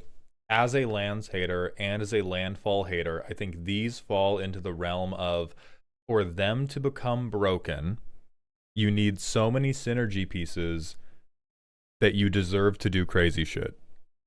The game is just strong. Like, the game is so strong now that if you just get like a combination of 3 cards that do stuff, oh, you get to do a whole lot of stuff. And that's okay. And that has to be okay. Every archetype gets that now. These do fall into the realm of like, if you play burgeoning, I am trying to kill you first. For that whole game. That whole game. I don't think burgeoning has to be banned. I don't think it has to be like, oh my god, does anybody have Stroke of Midnight? We have to kill burgeoning. But I am going to go, every creature I play is swinging at you. That's a very good card you played. You are now a threat. And I think the biggest problem with these spells is that people will play exploration or play burgeoning, and other people will go, oh, this is a 1-mana enchantment. I don't understand how good it is because the extent of knowledge I have about Magic the Gathering is limited to the specific archetype I am trying to play Solitaire with right now. And that sucks. That's just a knowledge gap that it's difficult to correct, and I will do my best to politic and be like, hey, that's going to get us killed. That's a very good card.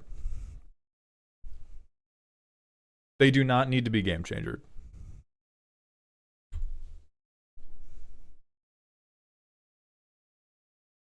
Zenorm, I'm terrified to ask why you learned what palliative care is today. I am sorry in advance.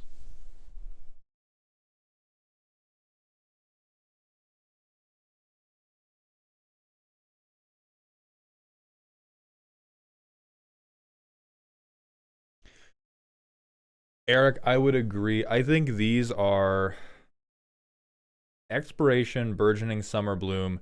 These are issues of how are you politicking with the table and how good are you at explaining why things are a threat.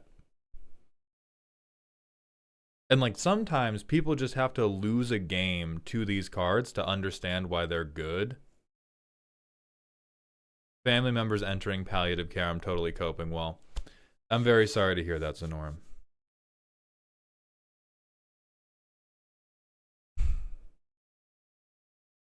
I wish I had better words for it, but that is very, very sad, and I am wishing you well at this time.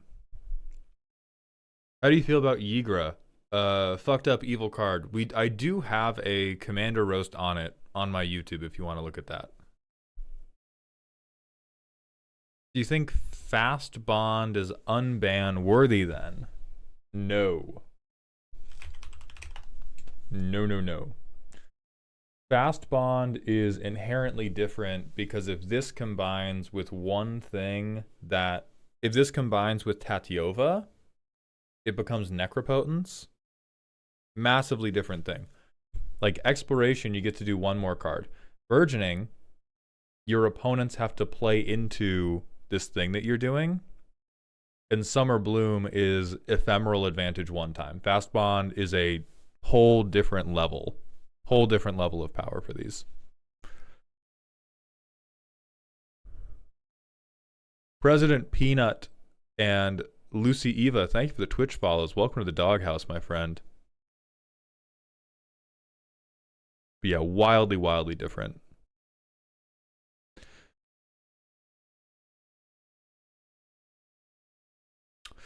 Opinions on Toph, the first metal bender. I don't know exactly what joke I'm gonna write for the roast, but this card is so fucking stupid, man.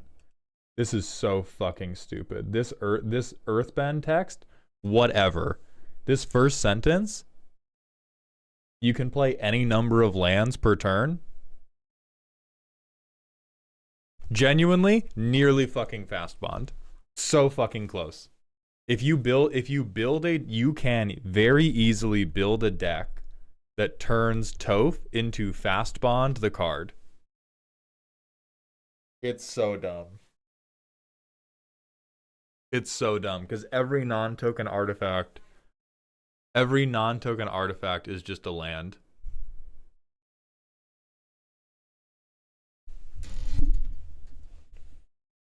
Yes, I look. Fast Bond, the card we just looked at that lets you play as many lands as you want per turn. That is what Toph does, because all your non-token artifacts are now landfall triggers.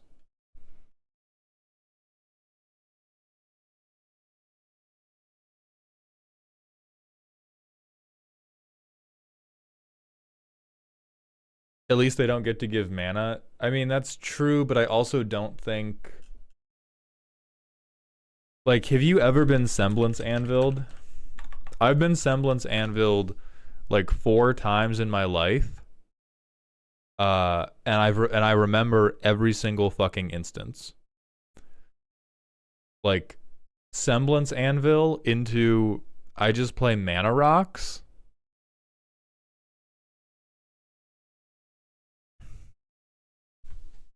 I mean, oh sure, they made it non-token. At least they shot me in the leg instead of the head, dude. Oh no, we have to do the FMK.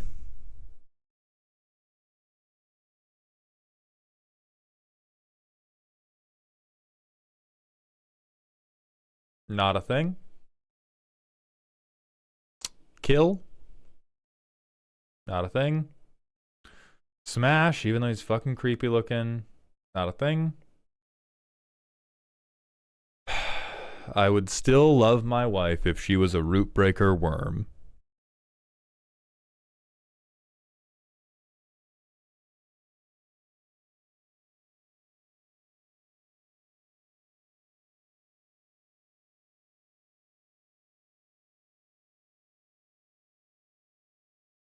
So for the person who was like, oh wait, can't you still restricted to playing 1 land a turn? That is not true because it does not make them lands on the stack. Non-token artifacts you control means it is only an artifact as it, like, once it is entering the battlefield. When you have it in hand, you are just casting an artifact spell.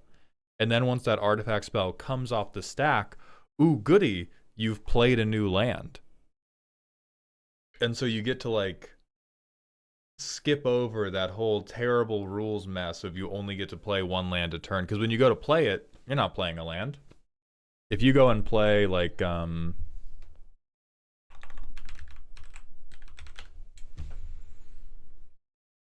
with Toph, when you go to play this, Not a land, dog. Not a land. Comes off the stack. That's a land, dog. And now you get your card draw, you get your token generation, you get your Scute Swarm, whatever. Yada, yada, yada.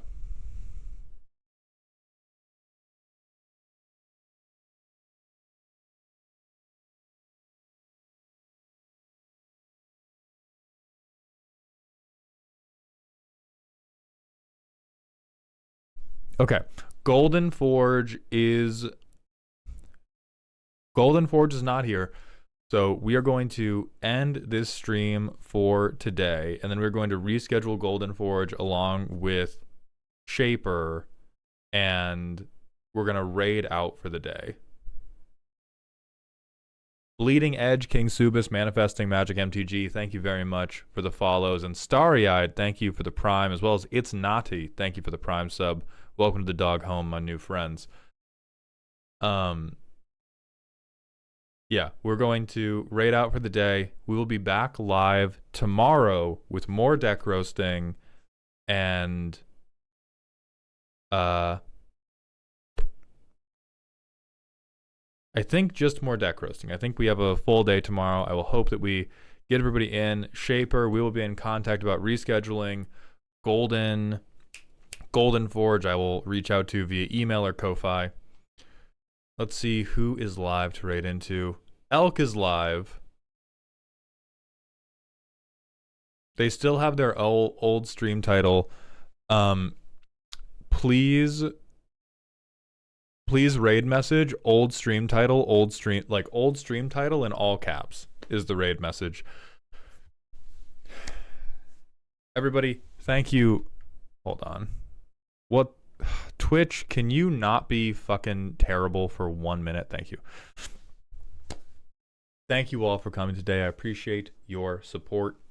Watch out on the next couple streams for announcements about a potential subathon. I appreciate all of you very, very much. I will see you tomorrow. I hope you're having a good weekend. And please remember to stay toxic. TikTok and YouTube, that's going to be it for us, but I will be live again tomorrow.